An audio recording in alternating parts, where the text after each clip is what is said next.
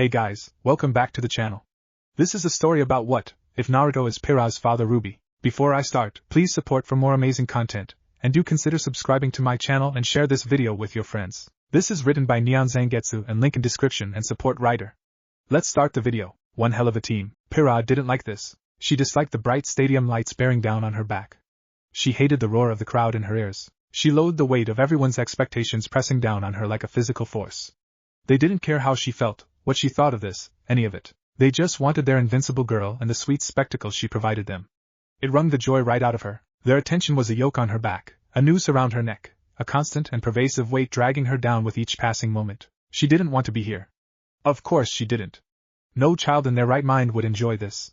She was only 13 after all, but she couldn't stop. To do so would bring dishonor to the Nico's name. Father would never allow it.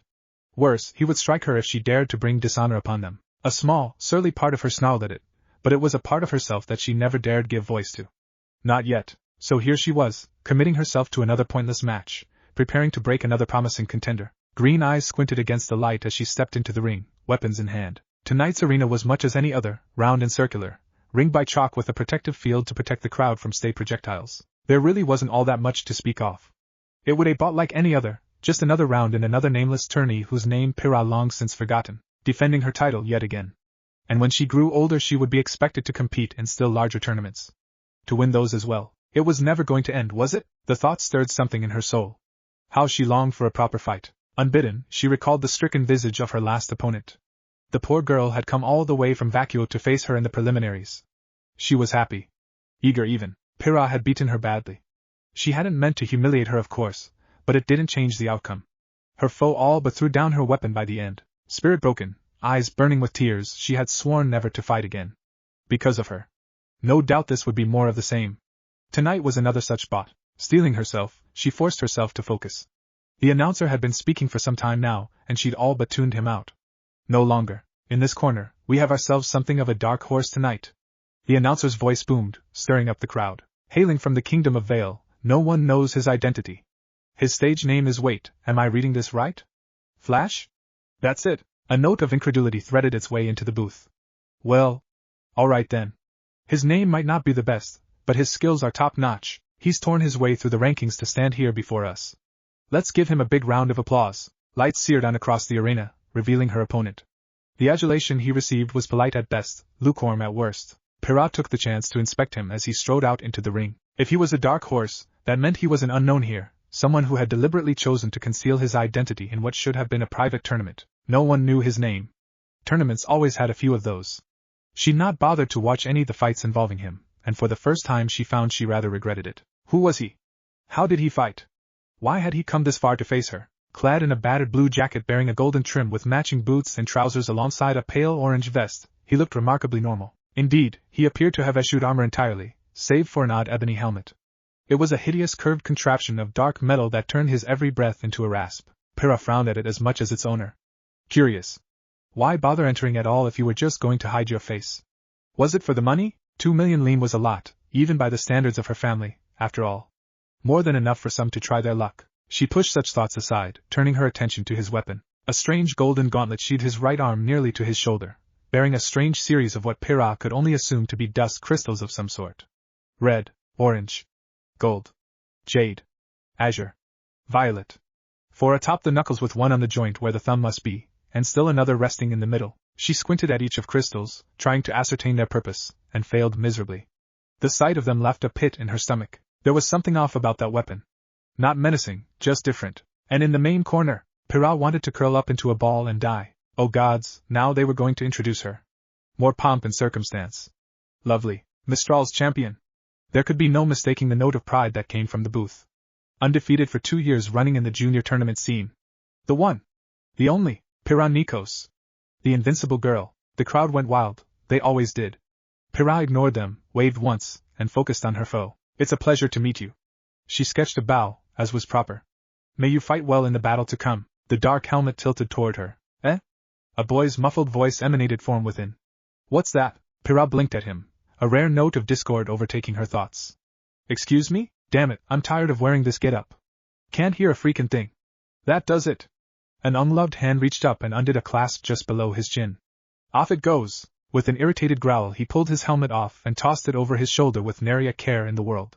Gasps arose from the crowd, revealed were tan-whiskered cheeks, framed by bright blue eyes and a messy mop of golden hair. He looked young. Maybe a few months older than her, nothing more, nothing less. Ah. Much better. He wiped a bead of sweat from his brow. You have no idea how heavy that thing was. Pyrrha felt the ghost of a smile pluck at her face. I believe I have an inkling. But why wear a helmet, only to remove it now? My old man made me wear it. He grinned and feigned a shrug as he began bouncing on his heels. Wasn't allowed to take it off until the finals. So, he settled down, eyes flashing. Ready to go? So happy. So chipper. Soon enough, that smile would be gone. She didn't want to fight him. Sorry, but I don't intend to lose here. His grin grew now, a wide boyish smile that bellied his age as he took his stance. Dad and I need the money. His parents were in the stands? A seed of jealousy took root in Pyrrha's heart. She gazed past him toward the teeming masses in the stands. Keen eyes picked out a man with a similar hairstyle and gentle blue eyes. Said man pumped a fist into the air and shouted. It wasn't for her. He looked happy to be here, sounded happy too. So did his son. What she wouldn't give to regain that feeling. She was expected to win here. Nothing more. Nothing less. A Nikos did her duty. She was a slave to duty. Shackled to it. Nothing would break those chains. She wasn't sure why that thought made her so miserable. She shoved it away. Fighting was her strong suit. Not words. With a forlorn sigh, she schooled her face into a serene mask and raised her shield. Fight well, the boy grinned. Same to you. Above them, a bell rang. In hindsight, Pyrrha wasn't certain who took the initiative first. She shifted her right foot forward, bringing her left arm to bear against an attack as she'd been taught. The boy mirrored her motion, blue eyes burning bright. That strange smile never left his face. His right hand pushed against the floor of the ring, fingers splayed. Pyrrha edged another step forward. The crowd fell silent. The world held its breath, waiting to see which would break the standoff. Then, quite suddenly, her opponent vanished. One moment he was a stone's throw away from her. In the next, clenched knuckles swelled before Pyrrha's vision. It was a very good punch, all things considered. Speed. Poise. Power. That swing had it all. She got a very good look at that fist before it smashed into her face and knocked her right on her arse. She hit the ground and bounced backward twice, relatively unharmed, but the same could not be said of her aura. A single glance to screen high above alarmed her more than words. She'd nearly lost half her aura to that punch alone. Her mind balked at it. How can someone have that much power? With a groan, she scraped herself off the floor and stood on wobbly knees. I'm sorry. Her opponent sounded genuinely alarmed. I didn't mean to hit you that hard. His unarmored arm scratched the back of his head. Guess I got a little too excited. Pyrrha's heart skipped a beat, and not for the reason one might expect. No, it's fine. The faintest hint of a grin plucked at the corner of her mouth. I was unprepared. Please don't hold back on my count. Blue eyes narrowed. If you say so. Aiko came around to take the next punch head on. Mistakes were made. Pyrrha winced as he rang her trusty shield and her arm with it, like an ancient Australian gong. The impact sent her skidding backward, aura burning as her boots dug deep furrows in the floor. The crowd ate it up, of course. They loved a good spectacle more than anything else. They had cheered for the last champion, too. Until she'd bested her. They would cheer for her here, so long as she entertained them, until she fell. Milo whirred and clicked to meet him, unfolding from a short sword into a spear. The sight of it gave him pause, and a quick swipe at his eyes bought her some much-needed distance. He hesitated, and she took the chance to hop back. When she landed, she dared to risk a glance at her shield. A fist-shaped indent stared back at her from the metal. Speed and power, then. A rare combination at their age, and yet her arm still ached from his attack. Frowning, she glanced at her limb. It was trembling. She forced her fingers into a first, but still, the tremors didn't abate. Come on now, don't go spazzing out on me. Her opponent called. It's no fun if you don't try. He closed the distance, and they collided again. A boot scythed at her head and Pyrrha swayed under it to snap a heel into his ribs. Undaunted, the boy took the strike head on, uncaring as golden aura crackled across his body. The reason soon became apparent as he trapped leg against his side with a forearm. The other locked around her ankle and swung her away. She twirled once in the air and landed in a graceful pirouette opposite him. All around them, the crowd howled their glee. Nice moves! Her adversary laughed and rubbed at the welt she'd left under his coat. Let's see if you can do that again. Talking during a fight was improper, but Pyrrha felt herself smiling all the same. She fought hard, and he fought harder still. Her heart began to warm to the fight as they traded blows. Here. This was the battle she had sought. Feint. Parry. Shield bash. They didn't fight. They danced, cut down at his legs. Block a kick with one of her own. Keep him on the defensive. She didn't dare change Milo to a rifle, because that meant a break from the combat. Unacceptable. 2 quick blows to her ribs. Pain. Gasping for air, she barely evaded a sweep at her legs by slicing down with her blade, forcing it between herself and her opponent. Roll and retreat. Rinse and repeat. Don't let him change the tempo. She never wanted this to end. You're pretty good, so was he. He was very, very good. Better than her, even. They raged across the arena like a storm, front to back and back to front. Whirling, hacking, slashing and striking, never resting for a moment. It was glorious. Was this what she had been waiting for? A true challenge? An actual battle against an equal? Not someone weaker than she, not simply a strong trainer, but something more. She grasped for the word as his armored fist struck her blade, forcing her to brave it with both hands just to keep hold of it. His strength alone forced her to back away almost immediately or risk being crushed. Green eyes widened as a word came to her. Rival. A person or thing competing with another for the same objective or for superiority in the same field of activity. Her mind rattled off the definition numbly as they fought. This was what it felt like to have a rival. Surely it must be. A strange, heady feeling coursed through her. Ah. She never had one of those before. How grand. Another spinning kick clipped her chin and sent her skidding to the floor. Pyrrha dug her heels into the mat and raced back in with a cry. He met her with an elbow to the gut. She folded around it, grabbed him by the arm and hacked into his aura with her blade before he could shove her away. Yet again, she pursued. More. This wasn't enough. She needed to fight harder. Better. Faster. Stronger. Someone laughed, a light lilting sound that wafted through the arena air like a morning mist. It's me. Realization ripped through Pyrrha like an Ursa's fangs. I'm the one laughing. Am I really enjoying this fight that much? Yes. A small girl cried in the depths of her soul. This was what a bot should be. A contest of pure skill between two warriors. No tricks, no traps, no one intimidated by her father into throwing a match. None of it. This was her fight, and hers alone. Hers to win or lose at her leisure, and for the first time since she'd begun her tournament career she wasn't sure she would win. The thought excited her. Parrying another onslaught, Pyrrha changed her weapon again and drove the hilt of her sword into the blonde's face. He grunted in surprise and missed the combo, allowing her to chamber a frantic double kick to his chest, then shove off him entirely, using her momentum to launch him away. Like her, he dug his heels in, planted his feet and charged back in with a laugh. This is fun. It was, wasn't it? She never wanted it to end. When he caught her blade in his armored fist, he could have snapped it.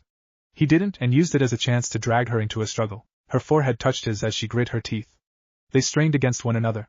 Her shield swatted at his face, and he blocked it with his unarmed arm to hold her at bay. That cheeky grin flashed out at her again.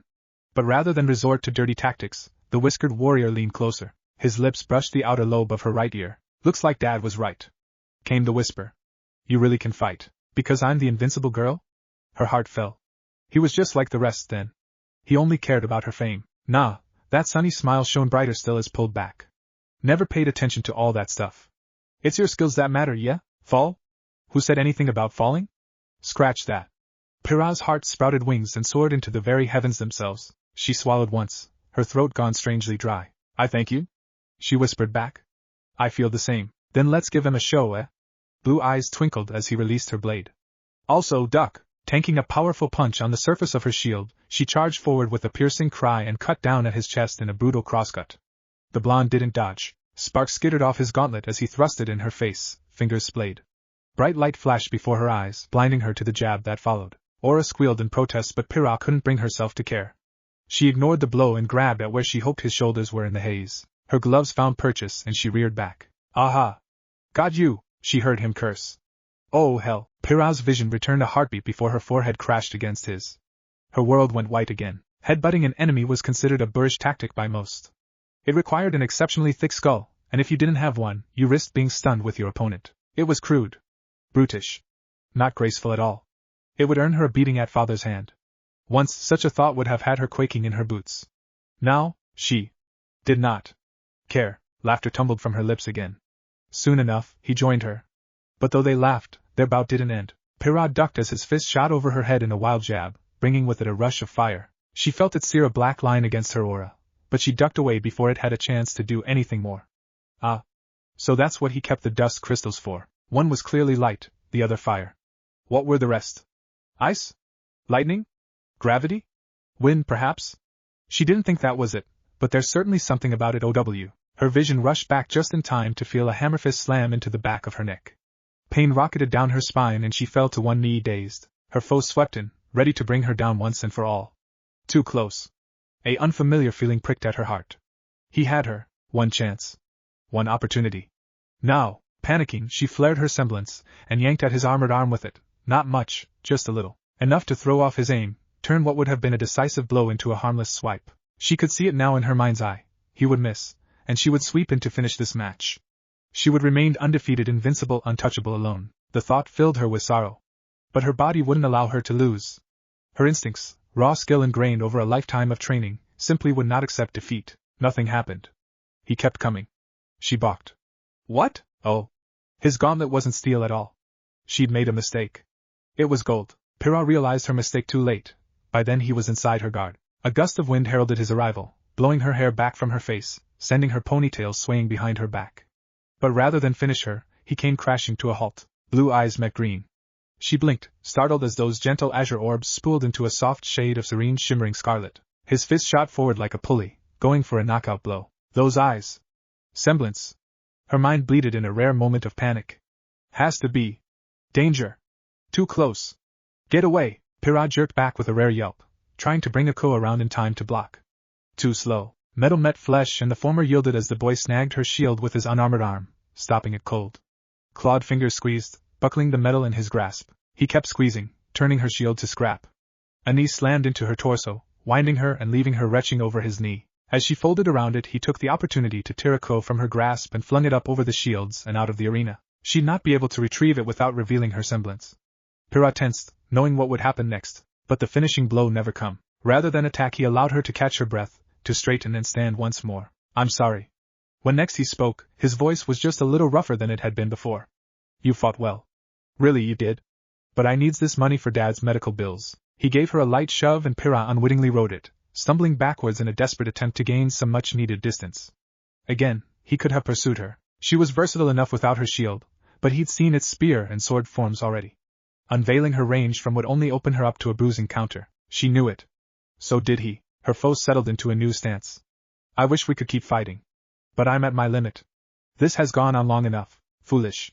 She could hear father's voice reprimanding her even now. The Nikos family knows no fear. Attack. I had fun, Pyrrha. Really, I did. Maybe we can do this again sometime. Fear left her faltering, braving her sword in a two-handed grip. She couldn't face that smile. What right did she have to win here? Fame? Glory? Her family had no need of money. He was fighting for his. To help them, and in doing so keep them healthy. Her resolve, already fractured, began to break. Because at the end of the day, Pyrrha Nikos did not love her father. I guess what I'm saying here is. Her opponent surged forward and caught her by the neck with an outstretched arm, hooking the inside of an elbow against her chin with frightful speed. Pyrrha choked. Green eyes bulged, recognizing the maneuver. He just clotheslined her. The impact alone stunned poor Pyrrha and all but ripped her from her feet. Shock tore through her, and she nearly bit her tongue on the way as down as her jaw clamped shut against her will. Too late she realized what he intended. Oh dear, this was going to hurt. I absolutely cannot. His gauntlet burned white hot, blinding her. Afford to lose. Thrusters flared. To you, ground. Pyrrha had been right about one thing. There was pain. Lots of it. Breath burst from her lungs in an explosive spray as the boy reared up and slammed her back into the floor. Her word went black for a moment before it snapped back. The ring didn't buckle beneath her, nor did it crater. It absolutely splintered. Shards of molten rock sprayed upward in every direction, some shooting into the stands, others peppering her face. Pyrrha bit out a hiss and squeezed her eyes shut against them, trusting in her aura to hold. It didn't. She felt it plunge, falter, then break entirely. In the silence that followed, one could have heard a pin drop. Her loss came not with a whisper, but a bang. She needn't look up at the screen to know the final results. Doing so only confirmed her suspicions. Her aura wasn't simply in the red, it was gone. She'd burned through it all. By contrast, her opponents lay firmly in the green. It was by all accounts a humiliating outcome, and so it was, at 13 years of age, that Pyrrha Nikos suffered her first defeat. In that moment, the invincible girl died. Someone else was born, someone new. Around them, the shields crashed down and the crowd howled for their new champion. And we have a winner! The announcer's voice rang. In a spectacular upset, Flash has claimed victory. Amazing, ladies and gentlemen. Simply amazing. Let's hear it for him. Pyrrha lay there, sprawled in the dirt, and smiled. She never felt more alive. So, this was what it felt like. Defeat. It felt good. She wanted to kick her legs into the air and giggle, throw her head back and laugh. Because it was done. It was over. Because, you see, she was free. No matter when or where she competed after this, she wouldn't be known as the invincible girl anymore. Not after a loss like that. There could be no denying her defeat. All of Remnant would have seen. She'd lost fair and square. Oh, how father would rant. How he would rage. How he would seethe. He'd almost certainly try to strike her for it. Good. A rare spark of defiance snarled through her thoughts. Let him. This was my fight. Mine. For the first time in forever, she had something to call her own. Gods damn it, she was going to cling to it. A hand came down for her, fingers splayed. Jade orbs flicked towards it. Her opponent awaited, looming over here. As she looked on aghast, those scarlet eyes slowly shimmered back into blue. His visible hand became human once more, human fingernails overtaking his clawed digits. His whiskered cheeks became less prominent, the beast receding back into its cage once more. And still he held out his palm to her. That was a good match. As he spoke, voice regained its usual timbre. You really made me work for that win. She reached up and clasped his palm, then yelped when her right leg faltered. In response, the boy took her by the hips and hoisted her upright entirely on his own power. Heat flooded her cheeks as he set her back down again, and she was sure if she looked at herself in a mirror she would find her pale skin burning ruby red. I thank you? She looked away, face gone rosy. You fight good. His blonde brow furrowed in mild confusion. Eh? She turned incandescent. I mean, no. 1,000 tiny Pyrrhas facebound in the back of her head. She hadn't meant to say that at all. Bad brain. Her mind was still fuzzy from her bad landing. Yes. That was it. Had to be. Nothing else. Nah, it's fine. I get it. Winning's all well and good, but you can't win every fight. He must have mistook her silence for as something else, because he gave her shoulder a brisk pat. Life doesn't work that way. We all fail, sooner or later. That's all right. Nothing wrong with a little failure. Because we learn from failure. We adapt. Failure makes us strong. A cheeky smile flashed out at her. I used to lose all the time, you know? The tiniest of pauses pushed its way between them. Say, ever thought of going to Beacon? Where did that come from? Pyrrha's mind blanked beneath the weight of that innocent inquiry. Woo? She managed less than eloquently. Her? A huntress? She'd not given the matter much thought. She was trained to do battle, of course, but most of her skills, even her semblance, translated well into fighting people, not Grim. She hadn't fought one of those blighted creatures before. A very small part of her hoped she would never see one in person, and yet. Did his idea not have merit? Well, I'm only 13, but Dad's been training me since I was little. The boy preened proudly, jerking a thumb at his chest. I'm gonna take the entrance exam 4 years from now. Pyrrha chewed her lip anxiously, unable to answer. What do you say? Undaunted, he grabbed her hands in his own. We'd make one hell of a team. The more she thought of it, the more the idea appealed to her. Mistral was too cloying. Everyone knew here. They'd certainly know the shame of her loss in a few hours. By that very measure, Atlas was too stifling with its militaristic outlook and frigid temperatures. Vacuo, nobody wanted to go to Vacuo. With skin like hers, she'd suffer sunburn every day of her life. But Vale? She'd never been to Vale before, and the life of a hunter was a far cry from the spectacle of a tournament champion. Which she wasn't anymore. No one could possibly complain if she sought a different career. Father would. He'd never stand for it. But did she have to listen to him? Her eyes flitted to their interlocked hands, her lips parted. A stampede of paparazzi burst down from the stands and slammed the two of them together before she could answer. A dozen flashes went off in her face at once, blinding poor Pyrrha to everything. Everyone wanted to talk to her. Everyone wanted to know how the invincible girl, invincible no longer, felt about her first loss. Her family would be furious. Miss Nikos, such a close match. How do you feel about your defeat? The blurry shape of what might have been a microphone shoved itself in her face. Is this the start of a whirlwind romance? Her opponent squawked. Romance? What? No. Half blind and cheeks gone red from indignation, Pyrrha sputtered in the direction she thought the voice had come from. Certainly not. We're only 13. Shame on you, but you were holding hands just now. I ship it. Thankfully, someone cracked the fool on the back of the head before she could. It might have been the boy. She wasn't sure. In the corner of her eye, she glimpsed her opponent rival, all but squished against her right side. A wise man would have run for the hills, thrown her to the media dogs and bolted. But he didn't. He looked just as uncomfortable as she felt, but he stood his ground in the face of their onslaught, and fielded off verbal attacks of his own. It won him no small amount of favor in her eyes. When the organizers tried to force the two of them apart, she resisted with all her might. Something told her that if they allowed themselves separated now, they would never see one another again. Defiance sparked to life, burning away the last cinders of her old self. Green eyes flashed with determination. No.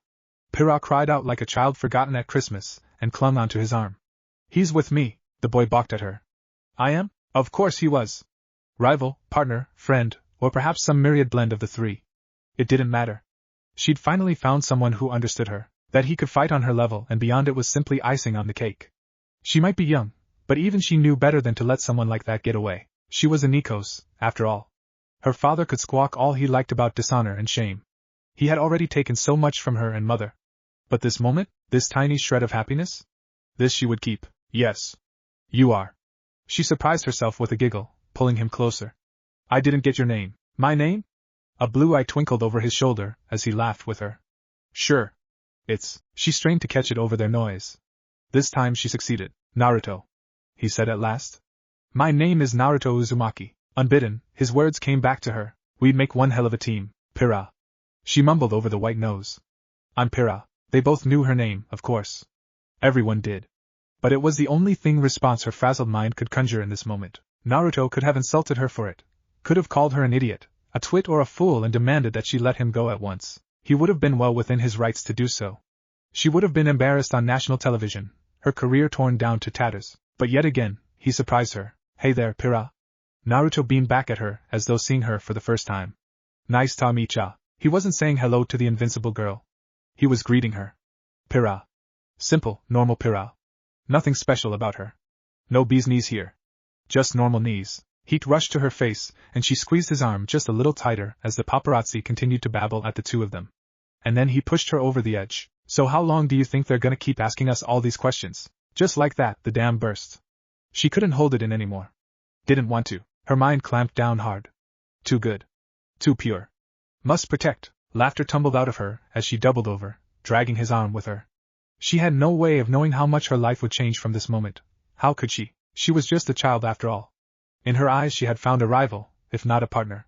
Someone who offered her a way out of the hell she'd been trapped in. A boy who broke her shackles. Together, the two of them alongside two other lost souls would go on to forge one of the most powerful teams Remnant had ever seen. Their names would go down in history, whispered with reverence and fear alike. But for now none of that mattered. There was only his arm in hers. Pyrrha held on tight, a just reward. She didn't want to let go. Pyrrha knew what was coming next and steeled her heart against it. Her palm betrayed her. Like the girl she was, she couldn't bring herself to let go of Naruto's hand. It was warm and soft in hers. More than that, his presence gave her strength. She didn't want to bid him goodbye, even for a moment. Truly she didn't. But she had to. She told herself she would see him again momentarily when the trophies were presented to each of them, but the knowledge proved cold comfort. Even from here, she could sense Father's gaze searing into her back, feel his fury like a physical thing. He wasn't angry with her. He was livid. She'd brought dishonor to the Nikos name, her defeat so clear-cut that it could not be denied. It wouldn't stop him from trying. She knew he would out of spite if nothing else. There was no end to his pettiness. If he couldn't pressure the judges, then perhaps he'd seek it in court, or claim some manner of foul play. He would seek to slander the Uzumaki's name, drag his family into the mud and bleed them dry of the lien they'd won. Unless she stopped him. This was her battle, and she had to face it. Alone. If she did so with Naruto at her side, she knew she would doubt herself forever. And so Pyrrha made her excuses to her rival, plucked her hand from his she didn't want to, retrieved her weaponry, and hastened into the changing rooms. From there it was a simple matter of biding her time until Father confronted her, as she knew he would. His pride demanded nothing less. The same pride that had ruined their family and driven Mother away. Her lips fell into a frown at the thought. Anger boiled just beneath the surface of her skin, a frothy tide that left her blood feeling like a bloody bubble bath. For once, Pyrrha didn't tamp it down. She let it flow through her veins, using it to burn away her dread and fill her heart with defiance. She had the feeling she needed in a moment. In the meantime, she checked herself over, dusted herself down, tried to make herself look decent. She couldn't remember the last time she'd fought this hard, nor lost this badly. The last time she'd felt so free. Humming a familiar tune to herself for comfort, Pyrrha removed her circlet and unbound her hair, shaking it loose from its ponytail to cascade down her back in a river of crimson. She tossed her head left to right, then did so again when the weight felt odd between her shoulders. She was rather used to having it bound up, but this time she paused short of binding it up again. Green eyes peered over her shoulder, considering. Does he like girls with long hair? She said the words aloud and balked almost immediately, face gone scarlet. Ack. No. Bad thoughts. Treason. Treachery. Pyrrha shook her head anew and continued her hasty inspection. She couldn't take her armor off, dented as it was. It needed to remain for the award ceremony. She wouldn't remove it even if she could. Each scratch and every tear served as a reminder of how far she'd come. One of her vambraces was ruined, scored and pitted where a clod had scorched the metal. Maybe she'd keep it as a memento. That sounded grand. She laid her weapons out on a nearby bench and inspected them briefly. Milo simply needed a good sharpening to regain its edge, but Aiko had been badly mangled by Naruto. Anyone else would have taken one look at the ruined shield and called it a loss. Not Pyrrha. Focusing her semblance upon opposite ends of her shield, she forced it into its natural shape. Metal shrieked and bent beneath her will, drawing a wince from the girl. It would have to do for now. She could take it to a metalsmith later. Only then did she dare approach the sink and splash some water onto her face. Despite her loss, the girl staring back at her within the mirror looked happy, despite her injuries. Battered but unbroken. Pleased beyond measure. Her hair was a mess in its ponytail, her face dirty and smudged. Her right eye bore a faint bruise beneath it, and her nose was bloodied where Naruto's first punch had struck. A few cuts pockmarked her left arm where some shrapnel had lanced through her aura. Good. She hoped it left a scar. No one could call her perfect. Not anymore. She wouldn't let them. Hello, me. She touched a hand to the glass and smiled at her reflection, seeing herself for the first time. Long time no see. The girl in the mirror grinned back at her. Then the door crashed open and that smile shattered like brittle glass. Pyrrha! A new voice thundered in her ears from the hall. What is the meaning of this? She took a deep breath, schooled her face into an impassive mask, and turned to face the man she once called Daddy. Focus. She willed the word at herself. Don't stoop to his level. He'll try to drag you down. Don't let him.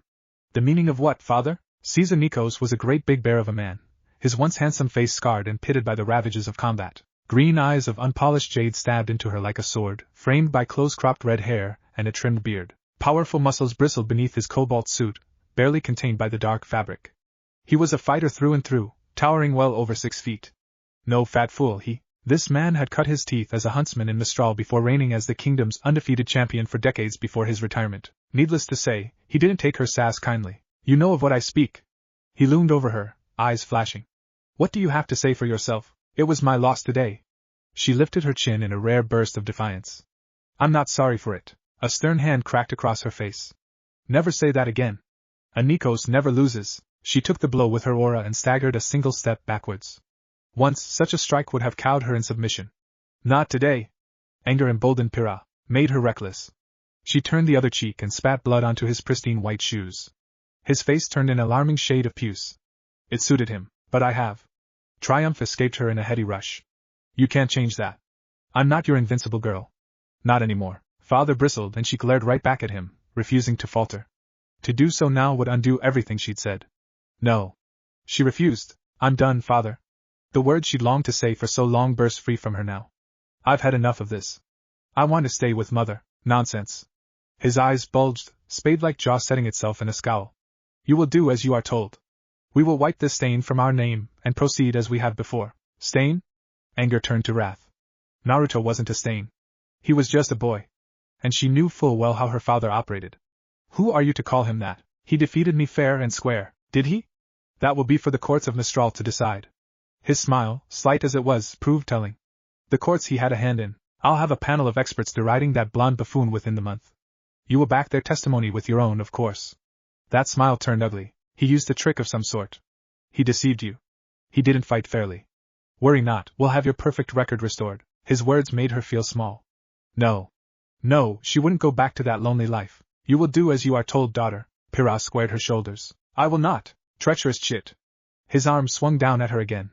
You dare defy me? A hand caught his wrist and wrenched it back. It wasn't hers. I'm sorry, I couldn't help but overhear you. Pyrrha spun to face her unexpected ally and startled as someone appeared between them in a swirl of leaves. At this angle she couldn't see the man's face, for this was most certainly a man, with any real clarity. She was too busy looking up at a broad back, clad in a strange blue-green uniform she didn't recognize, over which he'd thrown a red and white cloak. He stood tall in the face of her father's fury. One warrior to another, Caesar struggled in his grasp, unable to escape. For all his fire and fury and height, he could not wriggle free. Surely you didn't mean to hit that poor girl just now. Her savior's voice was soft with velvet mockery, gentle yet patronizing at the same time. A father would never do such a thing. Bones creaked under his firm grasp as aura trickled away. You are a father, aren't you? He squeezed, and father snarled in pain. Well, I'd like an answer. Caesar bristled. Unhand me at once. No. I don't think I will. Still smiling, the stranger pivoted to look at her. You must be Pyrrha. He turned, favoring her with a fatherly smile. My son was looking for you. Said you ran off in a hurry? Now that Pyrrha got a good look at him, he seemed strangely familiar. He looked just like Naruto but far older. Sterner. Weathered and careworn. Gentle blue eyes gazed back at her serenely, framed by long blonde bangs and that dashing grin, yet lacking whiskered cheeks. Curious, no, never mind that. She recognized him from the stands, because she knew his face. Oh gods. This was Naruto's father. She could see the resemblance, clear as day. Her face warmed. Oh my. If this was what Naruto would become when he was older, then maybe she didn't mind ga. Not again. Bad brain. Behave, and as for you. Those angry azure orbs swept to the side to regard her father. You disappoint me. Caesar flinched as a strange ink-like symbol burned itself into his palm. I've marked you now. The blonde informed him primly. The next time you raise a hand to her, will be the last time you have hands. That strange, eerie smile never once wavered. I am a patient and tolerant man, but if you hurt her, or sage forbid, try to drag my boy's name through the mud. His hand twisted. Caesar screamed and dropped to a knee as a bone popped in his arm. Well? The blonde tittered. I'm sure you understand. This isn't over. Yes, it is. The blonde flicked a hand before the man's face and released his hold upon him. Pyrrha felt something stir in the air as he spoke. Move along now. The Nico's patriarch stormed off, cradling his wrist and muttering curses. Cretin. You'll rue this day. I'll see you in court. I wouldn't do that. The blue-eyed man called after him. Jiraiya might turn you into a toad first. Caesar moved just a little faster after that. Something hardened in Pyrrha as she glared at the retreating back of the man she once loved. He hadn't always been like this. Once upon a time, he'd been a better man. Before the accident. Before the drinking. Before everything. He wasn't cold. Wasn't cruel. She remembered a man she called Daddy. A jolly fellow who gave her piggyback rides. A man who tucked her in at night with a cup of hot cocoa and read her bedtime stories. A man who treated her sisters like gold. Where had that man gone? My apologies. The blonde offered her a wan smile as Caesar skulked away. I'm a bit overprotective when it comes to kids these days. Even if they aren't my own. I hope I didn't frighten you. No, it's fine. Pyrrha stepped back to regard him. And you are? I didn't give you my name, did I? A hint of genuine confusion flashed through his eyes. It vanished as he laughed and scratched the back of his head. I'm sorry. My memory isn't what it used to be. I've been getting horrible headaches lately. An illness of some sort? Naruto had mentioned as much. Worrying. Just like that, he offered her his hand. You can call me Minato. She accepted it. Pyrrha. Be good to my son, won't you, Pyrrha? Minato laughed and tousled her hair like the proud father he was. Unlike me, he was a newborn when we first came to this world. He doesn't know how to control himself. There was something about the way he said that bit, something that concerned her. He's still learning. I think you're the first friend he's made since we came here. His smile became just a bit more genuine. Although well, seems he takes after me in other ways. Pyrrha tilted her head. This world? I'm sorry, sir. I don't understand. You will. Someday. Blue eyes twinkled with mischief and he gave her a nudge. Go on. He's waiting for you out there. Claim your prize. Her lips pursed in a confused frown, not quite comprehending. Do you mean the trophy? Minato chortled softly and pulled away. Sure, you can believe that if you like. She shot out of the room like an arrow loose from a bow. Oh, hey. You're back, Pyrrha's hand was warm, her fingers threading with his. In hindsight, it seemed a strange thing to focus on. And yet it was all young Naruto could think of. He wasn't sure why she was going this far, but he certainly wasn't about to complain. The moment she came back, she'd taken one look at him and latched on for all she was worth. Fine by him. He wasn't about to push to her away. Not now, not when she looked like this. Together they stood in a waiting room, preparing themselves for the announcement that was sure to come. She seemed oddly skittish about that, for reasons he didn't understand. It didn't matter that she'd lost. Not to him. Silence wrapped itself around them like a blanket, but a warm one. Safe. Quiet. Comfortable. Pyrrha wriggled out of it first, and turned to face him in the dim light. I met your father. Her voice brushed his ear in a whisper. Naruto perked up. You did? She smiled at him. He's nice, if a little odd. Heat rose in the boy's cheeks. Yeah. He hasn't been quite the same since Mom died. Her face went chalk white at the faux pas. I'm sorry. I didn't know. Nah, it's fine. He waved her down. She passed away when I was little. I don't really remember her all that well. His head tilted as he considered her anew. Heh, a small smile tugged at his whiskered cheeks. I think she would have liked you. For some reason, that made Pyrrha sputter. He wondered why. Dad really was trying his best. Poor guy. Minato was terribly overworked these days. He'd practically raised him on his own, despite having others to look after. Sure, his godfather lent a hand from time to time as did his uncles and aunts, but they were busy these days, Jiraiya most of all. He couldn't be there every second of the day. Something about a spy network, strange happenings, and other odd terms that sailed right over his little head. Meh. This world was weird. Naruto didn't mind overmuch. He'd finally found a friend. That was good enough for him. The grown-ups could handle the rest, couldn't they? A voice rang overhead, interrupting his thoughts. Will the final 3 contestants please make their way to the podium? Suppose that's us. He shrugged into the silence that followed. Ready? Pyrrha bobbed her head. I'll have to be, won't I? He pushed the door open and she followed after him, squinting against the light. Her footsteps matched his.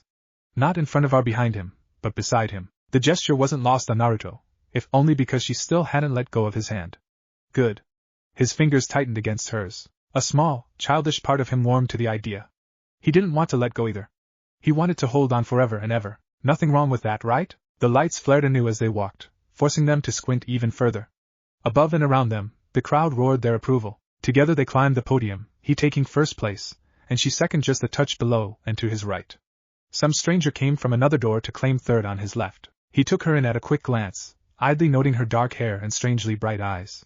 He threw a half-hearted nod their way and received one in return. Nothing more. His attention was already elsewhere. Even from here he could feel angry eyes leering down at him. He'd made some enemies today. Of course he had. He'd bested their invincible girl. Bah! Public opinion could go suck a lemon for all he cared. Thanks for waiting. Brandishing their microphone like a sword, a tournament official stepped before them to address the audience. We had quite the showing here tonight, both arms spread far and wide, encompassing everyone in a single gesture. It's not every day we crown a new champion. Everyone, put your hands together for Naruto Uzumaki. Tepid applause greeted him. Beside him, Pyrrha wilted, just a little. Naruto wasn't having it. Ha! Instead, he let out a triumphant cry and hoisted her arm high with his. Pyrrha's face flamed to mock her lovely red hair. What are you doing? Everyone went ballistic. Before their response had been lukewarm at best. Now? He felt his teeth vibrate from the united howl that followed, for in raising their hands fingers still linked, he'd unknowingly drawn attention to their linked hands. That wasn't his intention, of course, he just wanted to show solidarity. Pity for him, the crowd took it the wrong way. Celebrating our friendship, what else? He grinned back at her, shouting to make himself heard over the noise. Seems appropriate, don't you think? Green eyes fluttered in a quick blink. Not your victory? Nope. He grinned. She frowned. But why? Nope. He shook his head, her lips pursed in a frown. Surely you. Nope. Naruto smacked his lips with an audible pop. It was enough to finally crack the redhead's facade and draw a rare laugh from her. You don't do anything by halves, do you? Nah. He waved his free hand. Wasn't raised that way. By contrast, the trophy he received proved something of a non-factor. While much larger than the ones Pyrrha and third-place girl received, it was surprisingly light in his hand, all garish and gold, studded with sapphires and rubies and etched into the shape etched of a triumphant huntsman, sword pointed toward the heavens. He didn't much care. The real prize was the money. It would pay for Dad's problems and then some. Might even be enough to keep his friends and family going for another few years. More than that. This would make a statement. So, champion. He wasn't prepared when the officiators shoved their microphone in his face. Would you like to say a few words? Naruto balked, his courage abandoning him for a moment. He glanced at Pyrrha. She shrugged helplessly. Right. A speech. How bad could it be? Reluctantly, he let go of her fingers and accepted the mic in his now free hand. The crowd quieted, curious to hear his words. This isn't just my victory. He spoke slowly and carefully, reining his eagerness in, just as he'd been taught. And I wasn't always this strong. A slow shake of his head captured their attention. I only got this far today because my dad, Minato Namikaze, trained me. There it was. Hook baited. He made me what I am today, and he can do the same for you. You probably don't know him. His words echoed out into the stands as he hefted his trophy for all to see. The light caught it, casting dazzling shadows across his face. But you will. He's awesome. Nobody can beat him. Feel free to try. An unspoken challenge for good measure, the gauntlet flung down just waiting to be picked up. Just like Uncle Obito taught him. Give a man a fish and he would eat for a day. Teach him how to fish? And he'd feed himself for a lifetime. Naruto couldn't quite keep the smile from his face. He'll be opening the Konoha Preparatory Gym next month in downtown Vale for aspiring hunters and huntresses. First days free. He could have sworn he heard Aunt Rin laugh in the stands. A confused murmur greeted his words and he used it to full advantage. I'm not too good at explaining technical stuff like rates and all that biz, so be sure to ask him after this. That's him up there, by the way. He stabbed a finger into the stands and sure enough, the cameras followed his gesture, lights swinging into the audience where a certain someone had just sat down. He'll answer all your questions. Oh, and ladies? He's single, Minato choked. Not missing a beat, Naruto pivoted before anyone could pounce. But as I already said, this isn't just my victory. An arm flung itself out, thumb stabbing over his shoulder.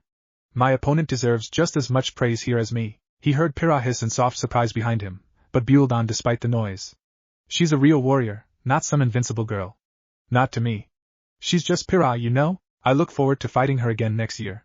Although, he chuckled, rubbing the back of his head with his good arm. She'll probably knock me on my ass next time if I'm not careful. Pyrrha made a garbled noise, realizing what he intended. Quick as a flash, Naruto spun on one heel. So, let's hear it for Pyrrha. She made a wild grab for his wrist and tried to say something, but the roar of the crowd and their applause swallowed her words whole. Some rose to their feet, others stomped out a rhythm. A mighty chant went up and Naruto was grateful for the noise. It hid their words. So he spoke for her. Indeed, Naruto said the first thing that came to mind. So you want to get some ramen after this? She laughed again. I'd love to. Catch me if you can. Interlude. Her muscles were burning. Pyrrha kept running. Sweat slicked her brow. She shook it away and kept running. Her hair was a mess, long red locks damp and sticky against her forehead. She puffed them out of her eyes with an angry breath and continued running. Each breath seared through her lungs like a raging flame, scalding her dry throat. She didn't stop running. Her chest ached as her heart thundered incessantly, a constant thud-thud-thud that seemed to shadow her every step. But she mustn't stop running. All the colors in her vision began to drain away, drawn to a muted faint gray. She kept running. For you see, Pyrrha Nikos was not running away from something, but towards someone. She was chasing them, chasing after their back, more like. For all her speed and stamina she just couldn't seem to close the gap between the two of them. How long had she been running for? It felt like hours. Days even. Surely that couldn't be the case, but her calves were complaining as if it were.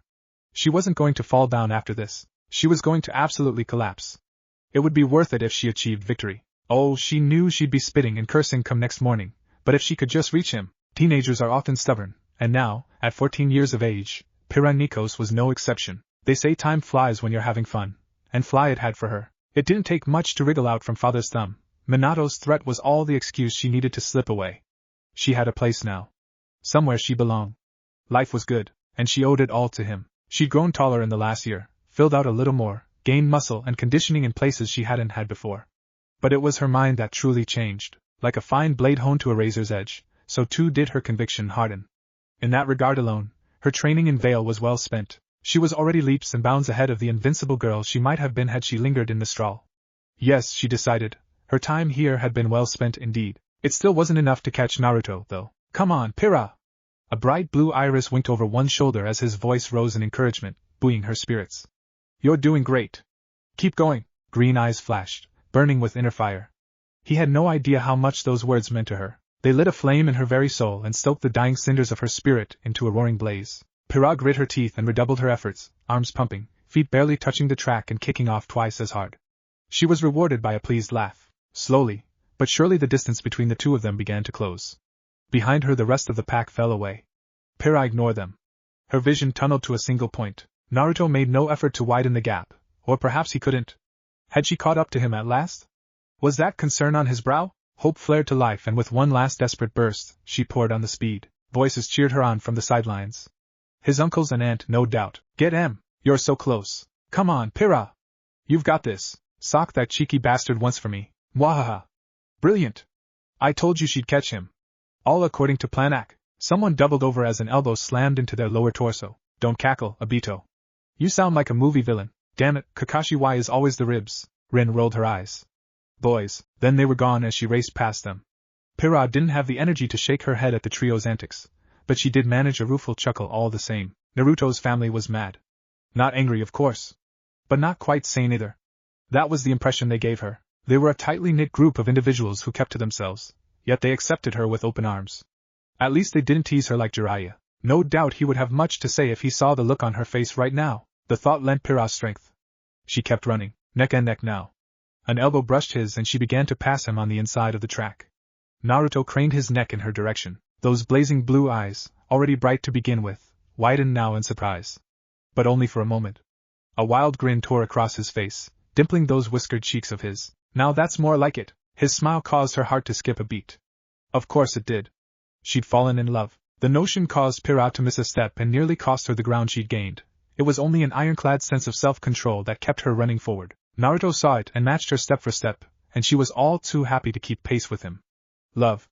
Such a strange feeling. She didn't know when, where, how, or why, only that it had happened over the last year or so. She had fallen for him, so slowly, that she hadn't realized it until this very moment. Once, such a realization would have startled her. Galled her at the very least. Now, a small smile plucked at the corner of her mouth as they ran side by side. Love. That sounded rather grand. Someone who didn't give a fig for her fame. Someone who understood her. Someone who pushed her to better than she was. Could she love such a person? Could she love Naruto? Pyrrha wanted to try. No. She quickly rebuked herself. Do or do not, there is no try. You're better than that. Don't put yourself down. A Nikos conquered, after all. Speaking of which, on a whim she reached out and grabbed at Naruto's hand as they ran. She connected. Her fingers found his and threaded against his palm. Her partner blinked, but didn't slow in the least. He did not balk, he did not jump or even stutter. He simply smiled and kept running, matching her as easily as breathing. A few wolf whistles greeted the sight. Pyrrha flushed to the very roots of her hair, but didn't let go. When he lengthened his stride, so did Pyrrha. She met him pace for pace now, determined not to be left behind. They ran in tandem, one mind, one body, one soul. It spoke to something deep in the core of her very being, and she felt a small, satisfied smile pluck at the corner of her mouth. Ahead of them, the finish line awaited. The other runners had been left in the dust. There was no one to challenge them. Victory was theirs. Pyrrha never saw the scarlet streak round the bend behind them until it was too late. She certainly heard something, though.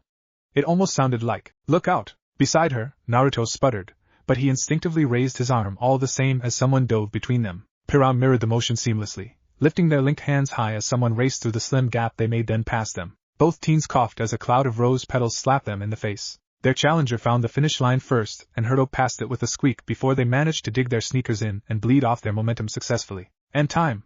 Just ahead of them, Minato hit the stopwatch as the girl skidded to a halt. Well done, Miss Rose.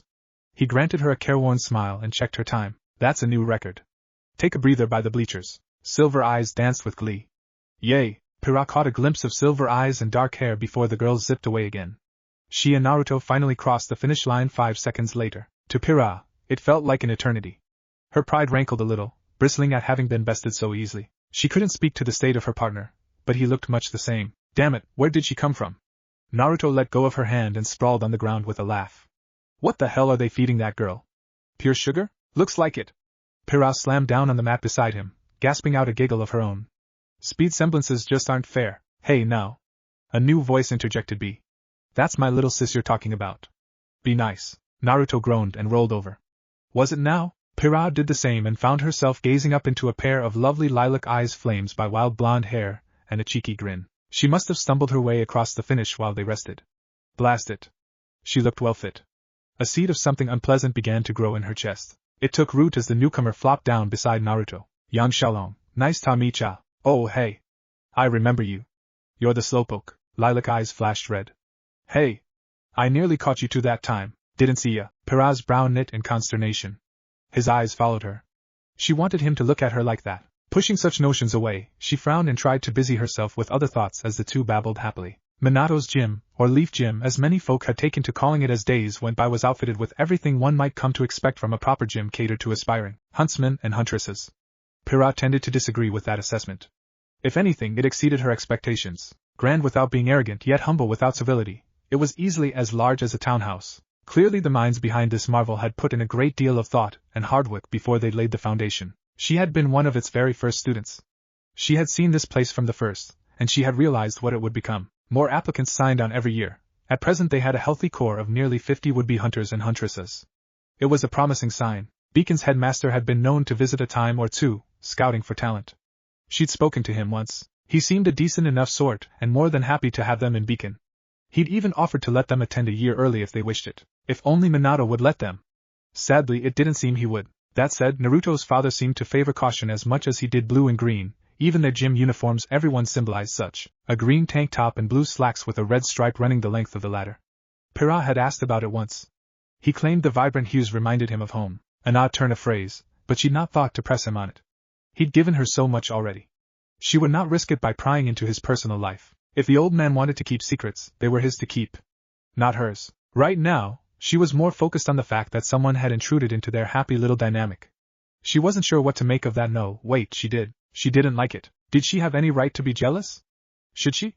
He wasn't even hers. It didn't matter. Pyrrha steeled her heart, and shook her head, Brad thrashing behind her back. Ruby didn't matter. Yang didn't matter. They had Beacon in 3 years' time, and the chances of meeting them there were too slim to be of any consequence. More laughter spilled from the sidelines. The adults had taken an interest in their little altercation. Minato was looking their way with a curious gleam in his eye. Naruto, as ever, saved her from their questions when staggered upright and raised his fists. Ready for round 2? A sudden bout of impish girlishness shot through Pyrrha's heart as she sprang to her feet. And if she happened to nudge Yang aside in the doing? Well, she'd never tell. Catch me if you can. With a laugh, Her partner gave chase. Someday, they would make one hell of a team. But that day was not yet here. Just be selfish. Happy birthday, Pyrrha. There was just something about surprise parties that made you feel all warm and fuzzy inside. Truly, it was a feeling beyond compare. Pyrrha certainly thought so. She'd never been the recipient of one before. Back home such festivities were tame at the best. Father had never been one for frivolity, claiming such time was better spent training. Mother wasn't around, and she held no siblings to speak of. Before this, birthdays had ever been a lonely affair. Try telling that to Minato. She certainly hadn't expected this. Pyrrha felt her face flame to match her hair. Ayu, what is this? I thought that would be obvious. Surprised? Naruto laughed as he slung an arm around her shoulders. I had to keep you out of the house all day for them to set this up. Happy 15th birthday. Ostensibly, Pyrrha knew she should smile. That she should bow and smile and thank everyone involved in this madness. Instead, her legs betrayed her. Every muscle in her body locked up, leaving her unable to cross the threshold.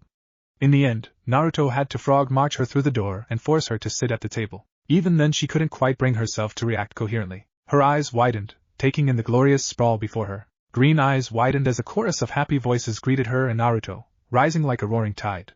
It sounded like he'd stuffed half the Leaf Gym into their home. Colorful streamers lay scattered about, with a sea of green and red and bronze balloons stretching toward the ceiling as far as the eye could see. And below that, a swarm of familiar faces she knew all too well. Everyone was here. There was Ruby near the end of the table, pleased as punch. Yang had an arm around her as she tousled her sister's hair.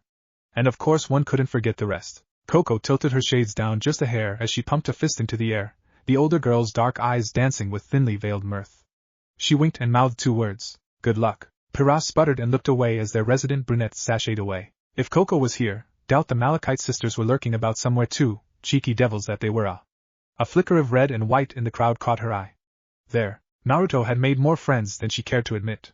Why were almost all of them girls? The thought stung a little. From here she could see Carden lounging near the couch with Dove and Sky. Sure enough, the big brute saw them and flashed a cheery wave in Naruto's direction. The blonde returned it.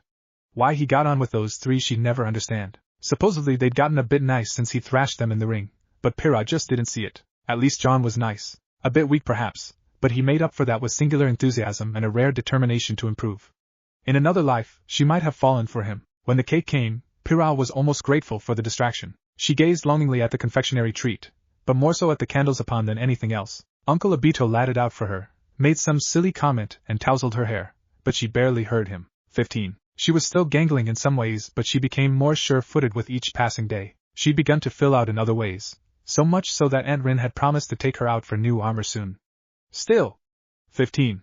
Where had all the time gone? Surrounded by friends and family, Pyrrha suddenly felt alone, as though caught in a waking dream. Sometimes she wondered if she was a coward, that by not stating her intentions to Naruto outright she was sparing herself as much as she was him. They couldn't dance around this forever. She knew it. So did he. In 2 years, they would attend Beacon. After that came the rest of their lives. And then, it terrified her. She couldn't imagine a life without Naruto now. Lover was a powerful thing, but that made it dangerous. For if love was powerful, then it was also a weakness. But it was one she couldn't do without. To simply cut Naruto, much less his family, out of her life now was impossible, for he had woven himself into the very fabric of her life. To root him out now would destroy her, and quite possibly him. What's your wish? He asked her suddenly. Pyrrha already had it. She was just too afraid to seize it. She couldn't ask for anything more. Her inner demons wouldn't let her. The champion blew out the candles and tried to lose herself into chaos that followed. Pyrrha dreaded the passing of time, for she knew what was coming. Yet she found herself unable to act all the same. 3 months became 6. Then 9. Now 12. Her 16th birthday came and went. She clung to her happy life, desperate to preserve what she had even as it slipped away from her. Beacon crept ever closer, the distant specter of her future growing nearer every day. And she still couldn't tell him. She wanted to, she longed to, she needed to. But every time she tried, her nerve failed her. And so a coward she remained. She wanted to change. And one day, the gods heard her prayers. No. Not the gods. He answered them. Naruto wasn't a brave person. Oh, he could walk the walk and talk the talk with the best of them. But at the end of the day he was something of a coward. He admitted it freely. He wasn't proud of said cowardice, and tried not to be, make no mistake. But he simply wasn't as fearless as he let others believe. He was strong when Pyrrha was weak, because he had to be. Brave when she wasn't, bold when she couldn't be. The reverse also applied, of course. They knew one another well enough by now to shore up their weaknesses. They completed one another. He knew when something bothered her, and the same was true of her. Which was why he knew when they crossed blades in the gym one afternoon, felt the hesitation in her sword. Blue eyes widened. Her arm was trembling. Pyrrha never trembled, not in a fight. Never in the gym. No matter what she might be feeling, she never let her feelings get in the way of a good fight. Not anymore. So why now? Naruto frowned at it and ducked a clumsy swipe. Something's bothering you, parry. Whirl. Riposte. No. Her smile fractured a bit as he completed his combo and forced her back a step. Then 2. Now 3. I'm fine. You're not. Her sword snapped into a spear then thrust at his legs, forcing him to disengage and leap away lest he be swept off his feet. You're lying. The fracture became a break. Something tightened in her expression and she missed her chance to pursue. Naruto didn't. His gauntlet barked a fiery dust round point blank, forcing her to hunker down behind her shield. Pyrrha was often like that in life too, always hiding behind something, always concealing how she really felt. He hated it. She shouldn't have to hide her true self from others in public. The Pyrrha he knew wouldn't stand for this wishy-washy behavior. If he left an opening, she'd punish him for it. Not whatever this was. Stop that! He snapped, cocking his arm. You'll never win a fight if you run and hide. Jade orbs narrowed. I'm not hiding. Could have fooled me. His fist smashed down on her shield with sound and aplomb, leaving a fist-dented impression in its wake. Pyrrha skidded back. Once again, she failed to attack. An irritated Naruto gave chase instead and sure enough, that bulwark came up again. He wasn't having it. Clenched knuckles crashed down and wailed on her guard, hammering blow after blow against her defense until it buckled and she dropped to a knee. Wasted and gasping for air, she tried to stand and failed. Look, I'll be blunt. He scowled down at her. You need to be more selfish, Pyrrha. She looked away with a scowl. You say that, but a Nikos shouldn't. Nope. He reached out and flicked her forehead, cutting her short. That's your father talking. I ain't talking to a Nikos. When she opened her mouth to protest he flicked her again. I'm talking to Pyrrha. My best friend. My partner. Have you seen her? He cocked his head like a curious fox. She's gone missing. Wanna help me find her? Her shoulders tensed, but she didn't rise to the bait. Hard way it was then. Naruto shook his head and ripped Lightbringer his gauntlet from his arm. A flick of his wrist cast it down to the mat with a harsh thud. Pyrrha balked. He didn't stop there. Firm thumbs hooked into the straps of his light armor and cast that down too. Piece by piece it fell away, leaving him vulnerable once more. Exposed. Aura or not, if she hit him now, it would hurt, and still she blinked at him. What are you doing? Knocking this nonsense out of you. His fist came up and he took on a boxing stance. Now come at me. Now? There it was again. That damn hesitation. The fear that he needed to root out once and for all. With my weapon? I'll hurt you. Life hurts, Pyrrha. He began to bounce in place, bounding from foot to foot until his legs became little more than a blur. You can either roll over and take it or you can fight back. That was the way of the world. Family was all well and good, but there was a time when you had to take a stand for something. Come on. He spread his arms. Come at me. I'll annihilate all that fear and hesitation. The ghost of a smile crossed her pale face. I don't deserve you, he grinned right back. If anything, I don't deserve you. She chucked her armor and weapons aside. Silence filled the gym. Others were watching. Neither paid any heed to it. I'm not the best when it comes to unarmed combat, she confessed. What if I make a fool of myself? Neither am I. That's what makes it exciting. Sides, we can be fools together. He began to circle her, forcing her gaze to follow him lest she lose. Everyone says your weapons are your life. And they are. But your body is a temple. Take care of it.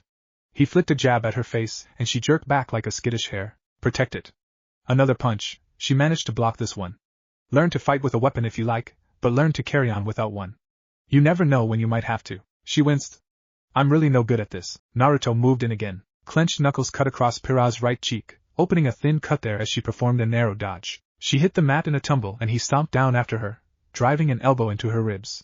Her knee cracked off against his shin, but he grunted and kicked her away. It felt cruel. He hated it.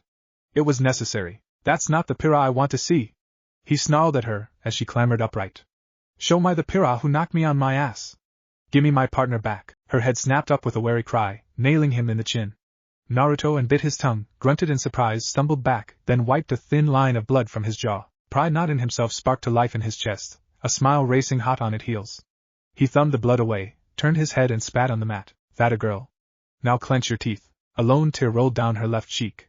Sure thing, partner. He darted in and this time she matched him. They collided in a maelstrom of violence, fists swinging, legs pumping. We've got beacon in a year, he roared, catching her fist to smash his forehead against hers. We gotta be ready. For anything, Naruto grunted in surprise as a gloved fist crunched into his nose. His teeth clicked together with a harsh crack as his feet left the floor. Stars burst before his vision. Couldn't find unarmed his ass. Pyrrha could punch with the best of them. For a terrible moment he found himself airborne, unable to do anything other than twist his body against the blow he knew was coming. He didn't wait long. Pyrrha whirled and smashed a spinning kick his left side. Aura cracked sullenly. His entire body twisted. The blonde accepted the worthy hit for what it was and fell into a controlled tumble that drove him back against the wall. Anyone else would have been knocked out. He only struck at feet first and stuck there, blatantly defying gravity. Wrapped knuckles punched the wall as he bent his knees, bones bending ominously. Pyrrha's already pale face turned positively pallid. "Hey!" she cried. "No fair. You're using chakra." A shit-eating grin tore across his face. "All's fair in love and war." His entire body creaked like a human spring, one that rocketed forward a heartbeat later. Pyrrha got her arms up time and weathered the tackle like a champion, sliding back only a little. Not so the grab that followed. His arms locked around her waist, trying to ignore the wonderful way her body fit against his, and wrenched backward in a powerful slam. Her face crashed into the mat. Long legs scissored up to strike him in the chest, the chin again, forcing him to release her or risk further injury. He fell back to the mat, catching her by the ankle as he went. She joined him on the floor with a gasp. Her by the ankle and flung. Across the way, Minato whistled. "That's my boy." Heat crept up Naruto's neck as he sprang upright. "Damn it, Dad." "Not the time." Pyrrha struck while he was distracted. How dishonorable. He loved it.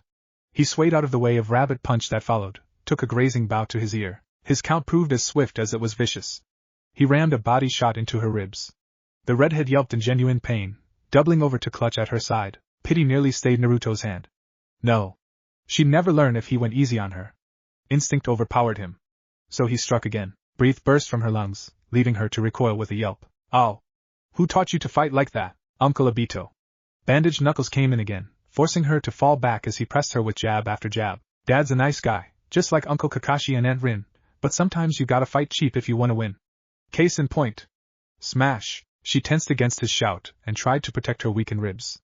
As planned, Naruto changed course at the last, turning a body shot into a rousing roundhouse. Battered knuckles crunched against her face, twisting her head to one side, much as she'd done to him only a few minutes prior. She rocked back on her heels and stumbled away, cradling her face. For the first time, Pyrrha swore.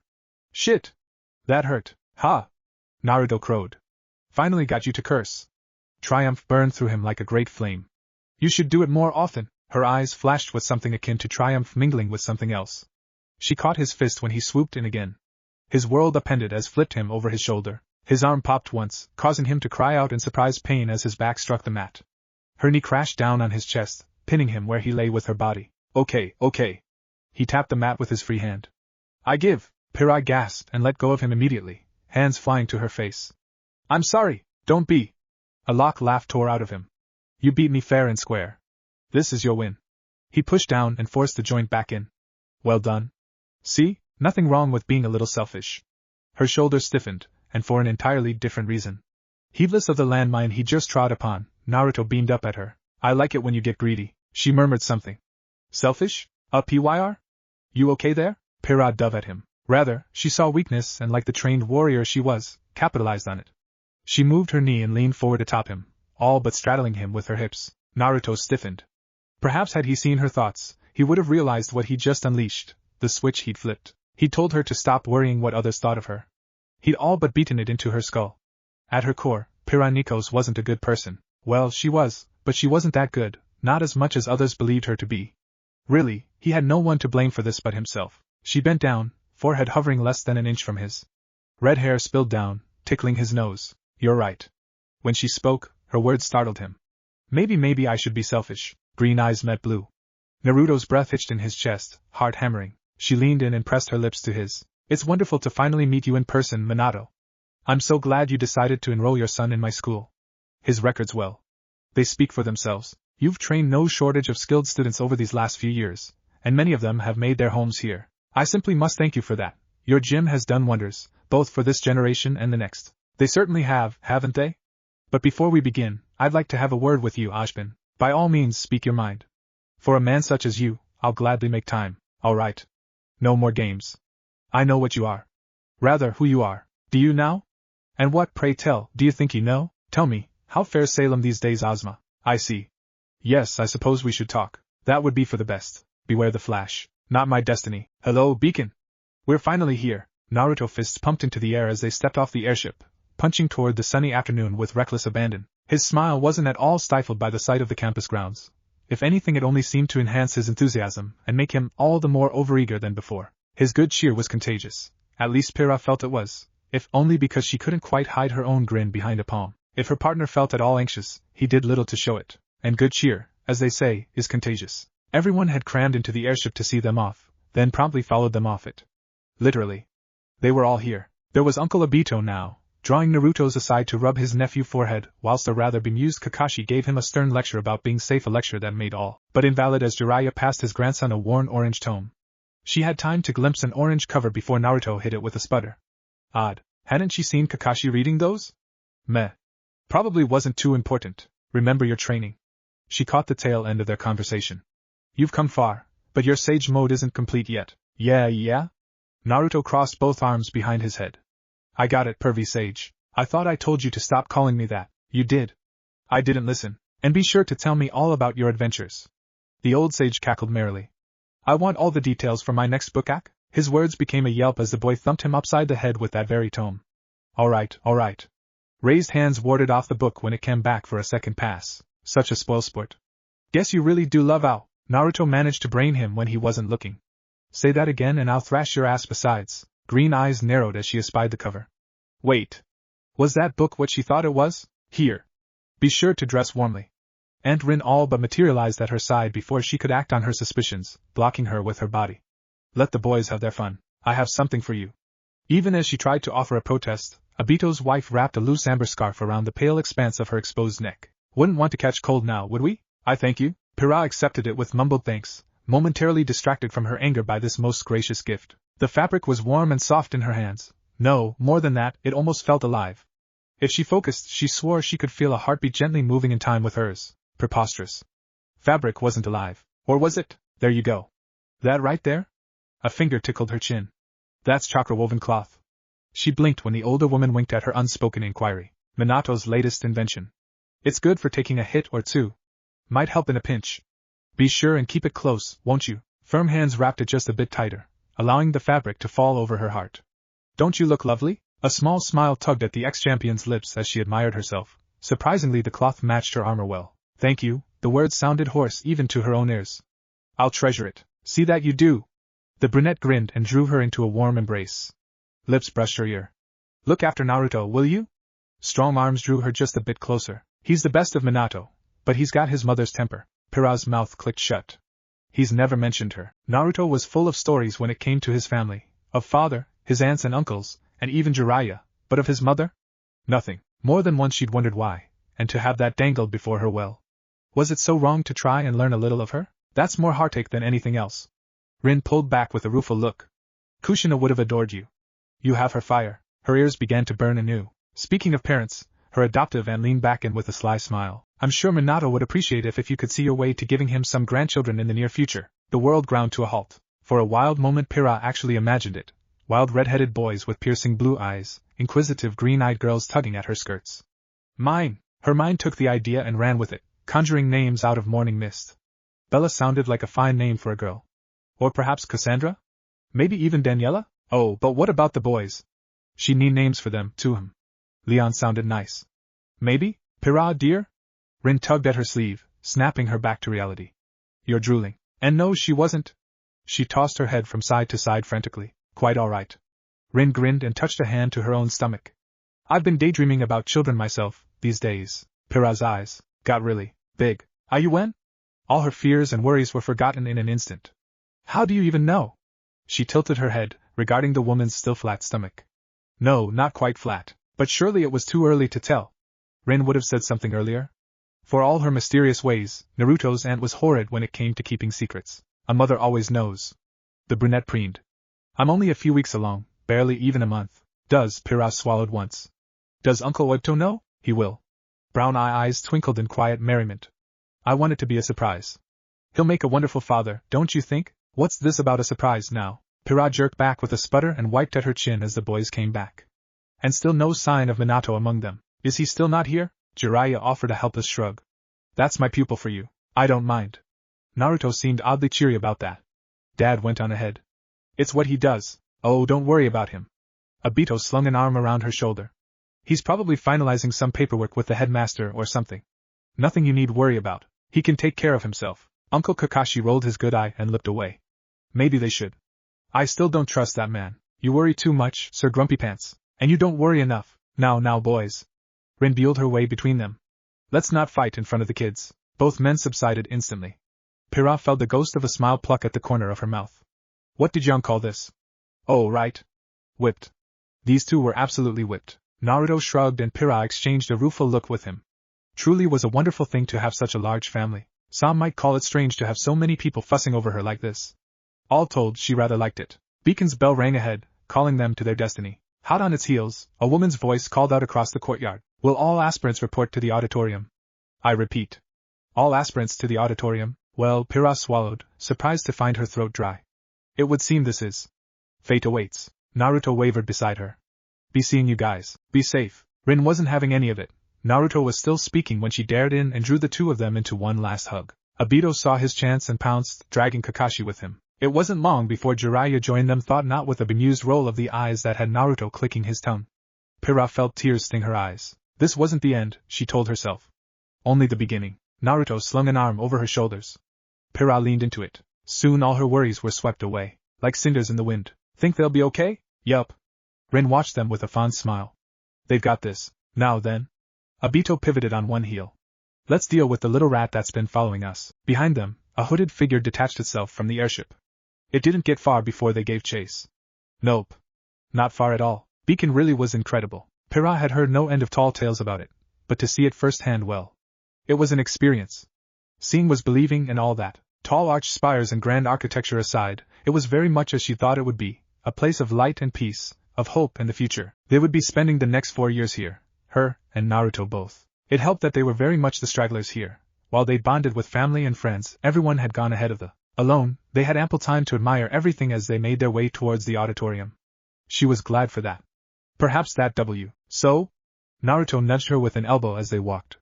What do you think of team names? Pyrrha's neck craned toward him, somewhat startled.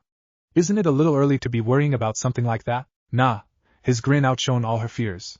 Forewarned is forearmed after all. I want to be on a team with you, of course, but if you don't. No. She lunged forward and clasped his hands with hers. I want to be with you too. Their faces flamed as the enormity of her words caught up to them a moment later. Pyrrha's mind rebooted. Her eyes blinked. Once.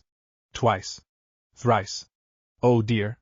Was it hot out here? Naruto's face was a startling shade of red, and she was sure that had she a mirror, her own pale visage would have matched her hair. Rin whistled from the landing zone. That's my girl. Not like that. She jerked back with a yelp. I mean, I wouldn't be opposed to it, but my heart isn't ready for. Once again, Naruto's laughter spelled all her fears away. Yeah, I get what you mean. Don't worry. His shoulder brushed his. This'll be grand. She took a moment to contemplate matters further, as they walked side by side. She felt his shoulder brush hers and leaned into him a little. Too shy to hold his hand in public, she nevertheless reveled in the quiet comfort of his proximity, as her hip nudged against his. What team did she want? In an ideal world she would prefer a group that would be a threat to her, mentally as well as physically. Just a band of friends, or even perfect strangers if she was lucky. No Yang or Ruby or Malachites to drive her up the wall, and into the ceiling. Jon might be nice. He was a good friend. Really, anyone but those three would do. But as Pyrrha well knew, the world was not idea. Sometimes you got what you bargained for, and sometimes the world threw you a wicked little curveball when you least expected it. Still, no matter what came, she swore she would be ready for it. She would not falter. She would not fail here. She was a Nikos, after all. So, Naruto grinned. How does Team Pineapple sound? Pyrrha couldn't help but giggle at him. That sounds absolutely horrid. Alright, but hear me out. How about Weapon or Napalm? They've got a nice ring to 'em. A wretched explosion shook Beacon's cliffs. Fire flashed across broken earth, baking it to clay and flinging a cloaked form to the ground. Obito sauntered out of the smoke, whistling softly. Burning Sharingan eyes regarded the twitching form at his feet. So you're Salem's latest pawn. He gave their trembling form a kick for good measure. That's what, the second one this year. Rin butchered the last one of you. When they didn't rise, he dropped down to his haunches to regard them further. Your master really doesn't train you lot all that well, does she? He shook his head. Really, it's sad. You'll never achieve peace like this. Don't weep for the stupid deer. Rin walked over their broken body to perch at his side. You'll be crying all day. The hooded figure groaned unintelligibly. Obito cocked his head like a bemused squirrel. I'm sorry, what was that? Their victim stumbled upright, swaying violently. I said I'll never talk.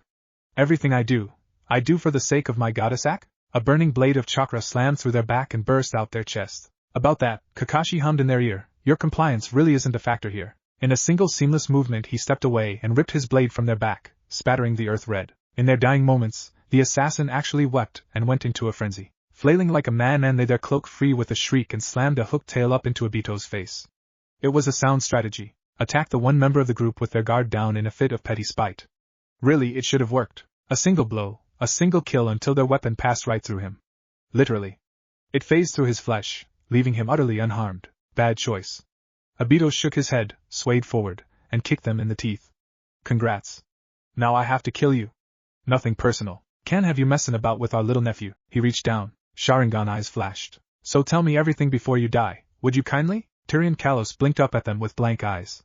Yes, of course, master. Night came with all due swiftness. In truth, Naruto hadn't paid the headmaster's speech much mind, not when his mind was focused on other matters. Really, between Pyrrha being antsy and everyone shooting him sidelong glances, he was well and truly ready for initiation to be over and done with. Maybe then they'd have some semblance of normalcy.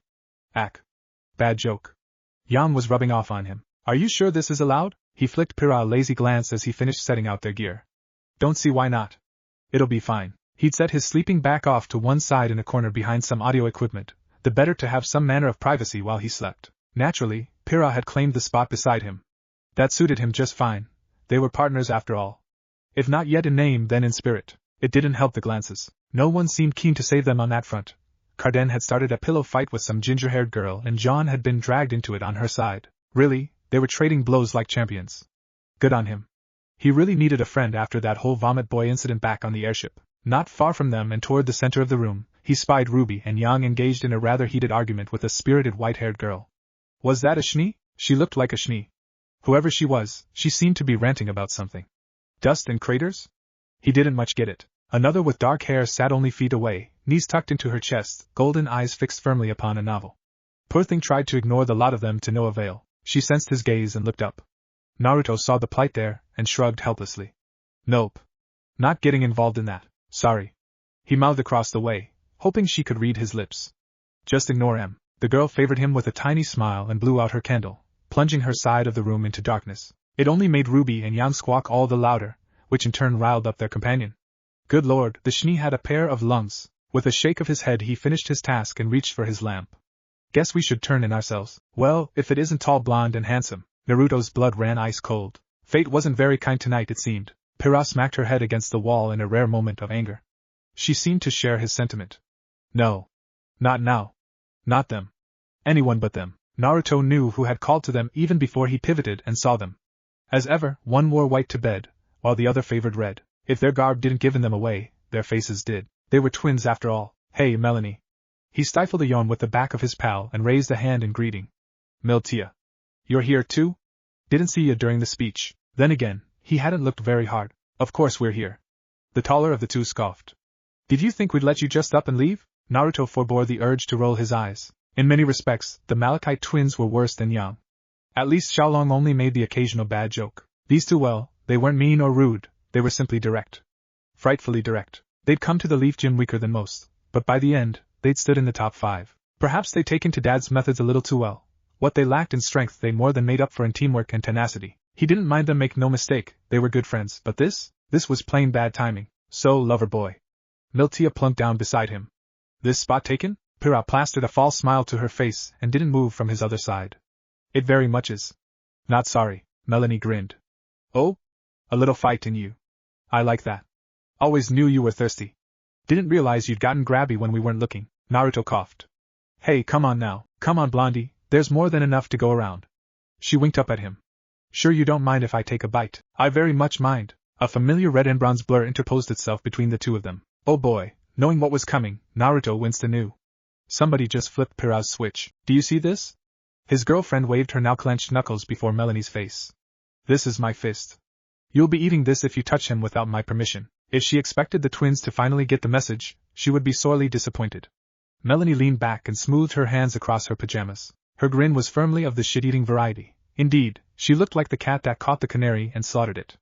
Melita's was positively predatory by comparison. So we just need your permission then? She sauntered forward to tap a hand against Pyrrha's cheek. All right. Miltia mirrored her sister's smile. Good to know. Pyrrha blinked. What? So we just have to seduce you to get to him? Melanie continued on unabated. Always liked a challenge. Should be fun helping you lighten up a little. Naruto's hand struck his forehead as Pyrrha began to sputter. And no. I never said that. I never meant. Too late. The damage had been done. Bye. We'll see you tomorrow. They sashayed away, hips swinging resist. Naruto's gaze snapped to the ceiling before Pyrrha could round on him. When she finally did, she found him admiring the skylight. Nothing else. You didn't look? Nope. You did though. Her pale face turned a lovely shade of red. I did not. Hey, least I know how to seduce you now. He winked. Just gotta put some swing in my hips. SNRK.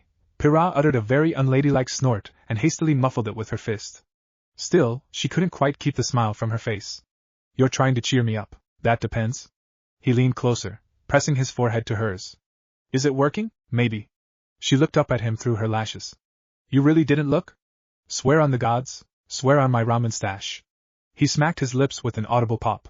Who do you take me for? I'm not about to jump the first pair of legs I see. Come on, let's go to bed. All right. She took his hand with a sigh. Naruto knew she was sulking on the inside. He could only pray that she wouldn't start plotting. Pyrrha could be surprisingly sneaky when she wanted to be. She nudged his side gently. Are you awake? Blue eyes drifted open in the dark, staring at the auditorium ceiling. Even in the dim lighting they were sharp and keen. Yeah. He answered after a moment's pause. Can't sleep. He didn't protest when she crawled into his sleeping bag. If anything, he gladly made room for rare. It was just large enough for both of them, yet so snug as to keep them pressed close all the same. An arm coiled loosely around her waist, nothing more. Her blood boiled in her veins, singing a soft of fire and desire. Her very soul was afire. She wriggled closer. Naruto quirked a brow. What are you doing? Her head came up under his chin as her hands sought his face. Being selfish. I swear, that's your new favorite phrase, MPH. Pyrrha didn't give him a chance to finish. She leaned in and captured his lips with hers. He stirred against her. Gentle hands ghosted across the swell of her breasts, bringing with it a feverish well of delight. Her hips rocked against his. The friction felt even through the thick fabric of their pajamas, and she felt him stiffen against her, causing her heart to beat in her chest like a wild colt. Naruto tried to pull away, tried to warn her. We're gonna get caught. I don't care. She kissed him again, and her pulse quickened that much more. What did she care if they were caught now? If someone tried to make a meal of this, they'd get a knuckle sandwich, and a thrashing besides. It wasn't their place to intrude. She wanted this. She needed this, if only to remind herself, to remind him of what he meant to her. Not enough. More. Her mouth melded with his softly, sweetly, tongue licking at the edge of his lips, questing for entry. She wasn't that same shy, polite girl anymore. He told her to be selfish, and so selfish she would be. Just a bit, just a little, just when it mattered most. When did you get this bold? He laughed despite her fears, and she pushed him down again, fingers playing with the hem of his shirt. You did this to me. She gasped out. Take responsibility. It was a fierce kiss, all things considered, wild and intent, reckless with little abandon. She didn't care who saw. Close enough to matter. To mean something. She wouldn't let anyone else be with her this way, touch her this way, whisper such sweet nothing to her. She didn't want him to look at anyone else the way he looked at her. She wanted to be first. None heard them that night. Thankfully sleep came soon thereafter. They woke the next morning and made ready with all due haste. What else was there to do but prepare? Neither spoke so much as a word as they ate breakfast, then fetched their lockers to don their armor and weapons. Theirs was a silence not born from discomfort or any such anxiety, but rather trust. The quiet was a soft and gentle one. Comfortable, even. Everything that needed to be said had already been said the night before. Each trusted that the other would know what to do, and did as such. Help me with this, will you? Pyrrha held up her hair for him, offering the pale expanse of her neck unto his eyes. Naruto felt his throat go dry. His body betrayed him and he moved. His lips ghosted just under her left ear and she shivered a little. That's not fair. I need to focus. He laughed against her neck. Oh, I'm very focused right now. She batted at his hand and Naruto withdrew with a low laugh of his own. Remember. She reached around, touched a hand to her shoulder. Together. His turned out and clasped her arm with a radiant smile so much like his namesake. Together. It was all a blur. Pyrrha held her tongue and listened as Ozpin prattled on atop the cliffs, espousing the importance of their test. She tried to listen. She really did, but the stress wouldn't let her. Somehow she managed to recall enough of the important bits. At least, she hoped they were important. She didn't have the patience to memorize every tenet of the test. Eye contact once you landed got you a partner. Get a relic, match with another, bring it back to the cliffs. Do all this before the time limit expired and you made in. Fail, and she didn't want to fail. The thought threatened to paralyze her. Her feet shifted restlessly on the launch pad. Naruto winked, showing her his right arm. He launched just before her, and she tracked him with her eyes. 1 second passed. 2, 3, 4, 5. In a fit of pique she flared her semblance, and triggered her pad ahead of the others. Almost immediately, Her world turned on its head. Wind whipped at her face and snapped at her eyes, drawing angry stinging tears from the ex-champion. She squinted against them, struggling to find a patch of sunny blonde hair there. Ahead of her, Naruto flung his arms out with a whoop, long sleeves snapping against his sides. She glimpsed something shiny on his left wrist, the one not sheathed in a gauntlet. A glimmer of metal. He was wearing metal, when he never, ever did. She realized why when he snapped that hand into the air. Now, Pyrrha! His voice rose above the wild winds. What are you waiting for? Tears stung at her eyes again for a different reason altogether. He'd known. He'd always known. She really did love him. Her hand flew forward and stretched out with her semblance. Her will wrapped around the thin bracelet. A quick tug was all it took to alter his trajectory. She heard an awful pop as his arm protested against the sudden movement, but he didn't cry out, nor did he deviate his path from hers. Too late, she glimpsed the wild grin tearing across his whiskered visage. Only then did she realize what he intended. Look out below. They collided and together they crashed down into the canopy. Branches tore at their aura, but it held firm and they fell gracelessly to the forest floor. In hindsight, Pyrrha wasn't sure how long it took, only that it did. A wild tumble that sent them both sprawling. She landed atop him, driving the breath from his lungs. See? He grinned up at her as she pulled away. You knew what I was thinking. Didn't even have to tell ya. We're one hell of a team, aren't we? A tan hand reached up to pat her cheek, and she nuzzled against it. Told you I'd never leave you alone. A lone tear ran down her cheek. You never go back on your word, do you? Behind them, the brush parted. I'm sorry, a new voice called. Am I interrupting? Naruto's jaw clicked open. Well, didn't see that coming. Pyrrha buried her head in Naruto's chest. It was just too funny. She couldn't help herself. She began to laugh unabated. Fate had a sense of humor, it seemed. Hey! The newcomer huffed and stomped a foot. Stop laughing. Bright eyes flashed in indignation. This isn't funny. They only laughed all the louder. Cease. A bit of bonding. Weiss considered herself a good person. She was prim and proper above all else, ever conscious of her reputation, of right and wrong.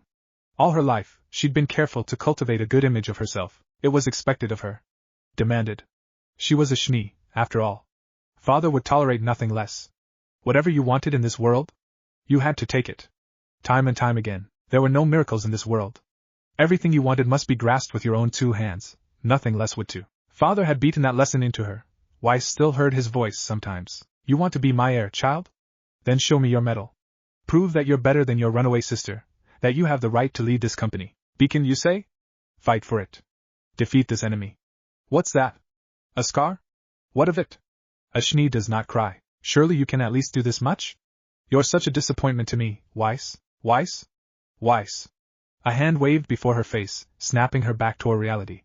Remnant to Weiss? Reality snapped back with an awful crack, leaving ice blue eyes blinking rapidly. I'm sorry? She blinked once and dabbed a bit of sweat from her brow. Did you say something, Pyrrha? Don't be. Striking green eyes met hers. You had us worried for a moment there. I'm fine, I assure you, if you say so. Naruto shrugged beside their resident redhead. Better pay attention.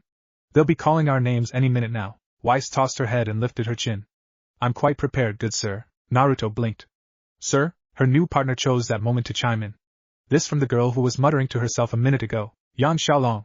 She rounded on the culprit in question with a scowl. You're my partner. You're meant to be on my side. Yeah, no, I'm very much on their side. The blonde brawler crossed both arms behind her head with a catty grin. Whiskers over there could fold me in half if I piss him off. Her smile took on a more lascivious look. Pyrrha already did. Weiss found herself shrinking back a bit. Truly? One time. Pyrrha looked away with a sigh. And she never lets me forget it. Nope. Naruto pinched the brow of his nose. Yan, don't poke Pyrrha or I'll be the one doing the bending. Her eyes absolutely flashed. Don't make promises you can't keep, loverba. He swatted at her, only to miss as she ducked. Always with the jokes. Pyrrha pushed her way between them. Yang. No. Bad Yang. Weiss blinked slowly. This was the woman who had all of Mistral quaking in fear of her name. Pyrrha Nikos was something of a fascination to Weiss. Not an idol, but rather an example, something she'd studied her career extensively. Almost obsessively. A former tournament, once known throughout Mistral as the Invincible Girl before her ignoble defeat. Since then she'd had thrown off the yoke placed on her by her own father, someone who forged her own path in defiance of tradition and custom. She was not the Invincible Girl anymore. She had thrown that title away, and the prestige with it. She lived with full control of her life, her destiny, everything she could ever want. Weiss wanted that. So what if she'd stumbled upon her having a moment with someone back in the Emerald Forest? Weiss wasn't a prude, no matter what anyone might say. It was only natural that a young man and woman who trust one another would eventually entertain such activities. They hadn't expected her to bumble her way into their clearing, that was all. It did not bother Weiss. Nay. It didn't bother her. Not a bit. Nope, alright. It bothered her a lot. Naturally, when she'd seen her from afar, she tried to partner up with her.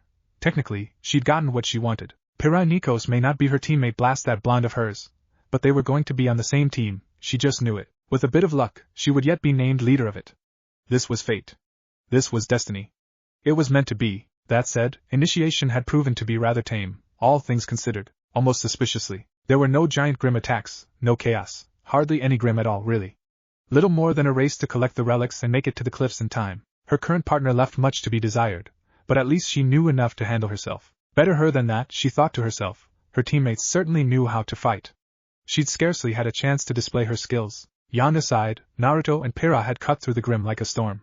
Try as she might, she couldn't help but wonder where she stood compared to them. Those three were just so physical. They clearly knew one another long before initiation, almost intimately so. So did that leave her? Will, Weiss Schnee, Pyrrha Nikos, Yan Xiaolong and Naruto Uzumaki please make their way to the stage? The implacable voice of Headmaster Ozpin cut through her maudlin thoughts once more. I repeat, please make your way to the stage. Weiss did so, keenly aware of everyone's eyes upon her. This was her moment. Do or die. Her partner elbowed her with a wink as they walked. Showtime, princess. Yang was going to rue this day. She swore it. You retrieved the Black Knight pieces. Ozpin's gaze swept over each of them in turn. Henceforth, you will be known as Team WIPN. Otherwise known as Team Weapon. Weapon? Her mind initially balked at the given title. How droll. The name was a bit galling, but they would make it theirs. In a sense they were each of them a weapon, against the grim, against injustice, against all the evils of the world. Such were the ideals embodied by a huntsman. Yes, when she thought of it like that, she rather liked it. Weapons could be many colors, led by Weiss Schnee. Ha! Her heart gave a little thrill of pride as the headmaster spoke her name for a second time. She stole a subtle glance at her new teammates, and was immediately embarrassed for it. Naruto and Pyrrha returned her startled smile with warm words and encouragement sure enough, but it was their arms that truly drew her attention. Holding hands in public. How shameless! Come on, Yang elbowed her again.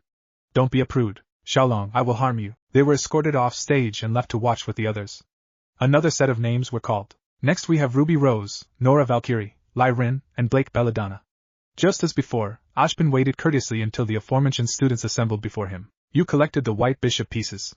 Yet again that intense gaze swept over them, searching for any sign of weakness. Only when he found none did he continue. Henceforth you will be known as Team rwby or Reverb for short. Understandable, Weiss allowed. Scraping the bottom of the barrel, but understandable. Led by Ruby Rose. That child? Yang's fist slammed into the air. Way to go, sis. Well, it wasn't as if she was on their team. Perhaps she had acquitted herself well in initiation. Who could say? Weiss listened only a little as they came and went, followed soon thereafter by another. A third team, CRDL, that is to say Cardinal, was christened, and she paid them little mind. Wonder where Jon is? Naruto whispered. Pyrrha offered a small shrug.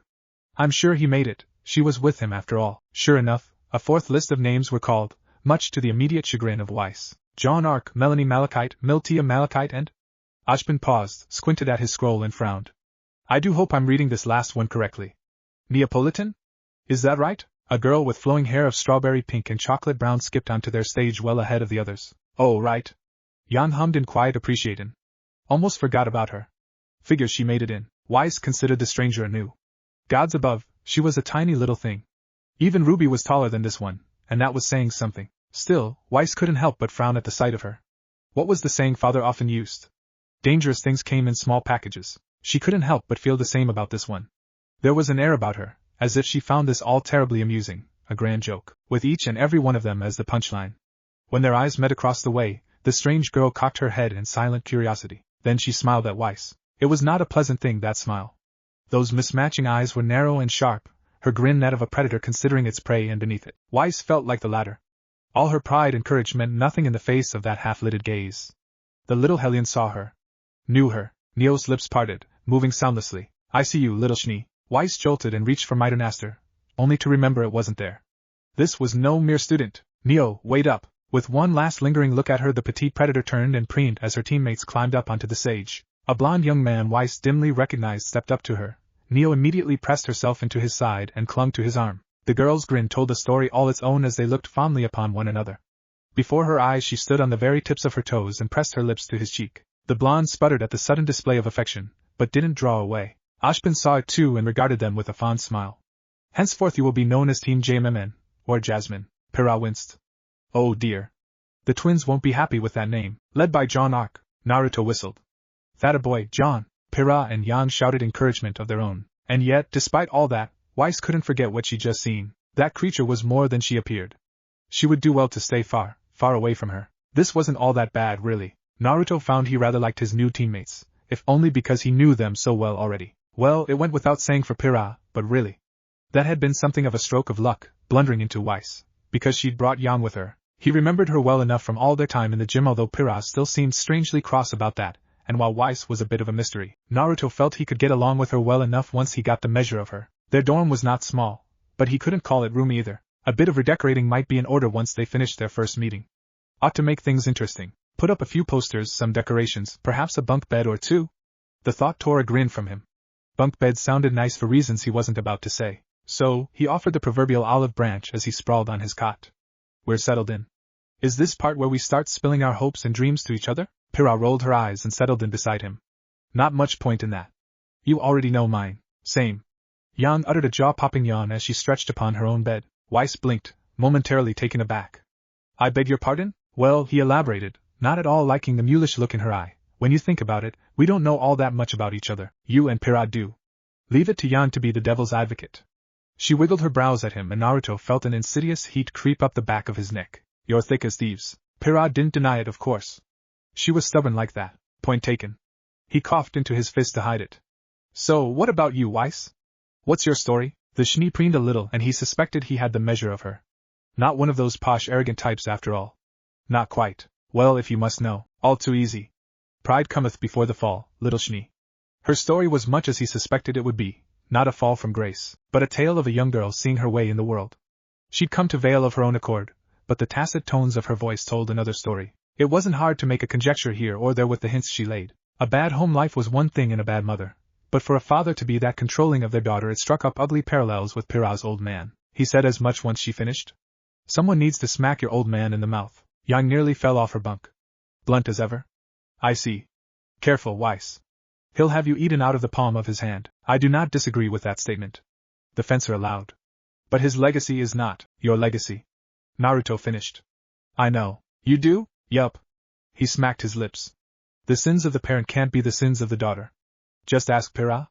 Her dad's but she's sweet as sugar. Her face turned red as her hair. An elbow found his ribs, creating a dull ache. He ignored it. Yang's mom ran out on her because, according to our favorite Bond brawler, she's a cowardly bitch, guilty as charged. His fellow blonde raised a hand. Doesn't bother me. I've got a better mother now. Summer makes some mean cookies, and I don't judge them for that. He continued. Life is what you make of it. Not your parents, you know. When he looked back, a bit of life had come back to Weiss' gaze. Behind him Pyrrha sighed softly. Not another one. Another what? What the hell was she on about? In hindsight, he had no way of knowing just how much he'd impressed Weiss. Why would he? The female mind was a strange thing. Many are its mysteries. He didn't see Yang her head, nor the sudden way in which Pyrrha was regarding the Schnee, treating her as some poisonous snake. Thus, it came as something of a surprise when Weiss' icy demeanor actually thawed a bit. It seems I may have misjudged you. She frowned, though the words lacked their usual bite. Perhaps you're not such a brute after all. Great. That was good, right? Naruto grinned. So can we be friends? I said may. A pale finger jabbed his nose. Don't let it go to your head. Gods know your ego's thick as a brick. I still don't think much of you. Aw, I love you too. Ugh, Yang laughed. Wow, total tsundere, am I right? Weiss arched a pale brow. You do realize I am armed, yeah? She smacked her fists together. Funny thing that. So am I. You wanna go ack? Weiss raised the other brow, and Yang's diatribe trailed off into an undignified squeak as a glyph hummed into existence beneath her feet. Gravity reversed, and she slammed her into the ceiling. Pyrrha applauded a little at the display. Hey! No fair. Yang flailed, to no avail. Let me go. Poor choice of words. As you wish. Gravity reversed, and Xiaolong crashed into the ground. A muffled groan rose from the carpet. Naruto leaned back with a rueful smile. Pyrrha laid her head against his chest and threaded her hand with his. Good. Their Schnee was already beginning to cut loose. Someday, the four of them really would make one hell of a team, but he couldn't be silent forever. All right. He cleared his throat. Now that we've gotten that out of the way, what do you say we do a little team-building exercise? Pyrrha perked up. I'm game. Same here. Yang leaned forward on her elbows, anger momentarily forgotten. We hardly had a chance to fight anything back in the Emerald Forest. Yes, and he noticed that. Everyone said the forests around Beacon were teeming with the creatures, yet they'd barely seen any. Had the teachers called them beforehand? Or was there something else at work here? He could have sworn he was missing something, but for the life of him, he couldn't see what. Something to ponder later. What did you have in mind? Pyrrha tugged at his hand, pulling him back to reality. Well, his brow furrowed, I was thinking maybe a bit of a spar or something. We didn't really get to see each other fight all that much back in initiation, Yang huffed. Tell me about it. True, his partner agreed. It was rather tame. Ahem. Weiss cleared her throat. As team leader, I believe the final say should rest with me. Pyrrha stiffened. Really, Weiss? Yes, really. You're all ignoring me. That's rude. Yang flopped back onto her bed with a put-upon sigh.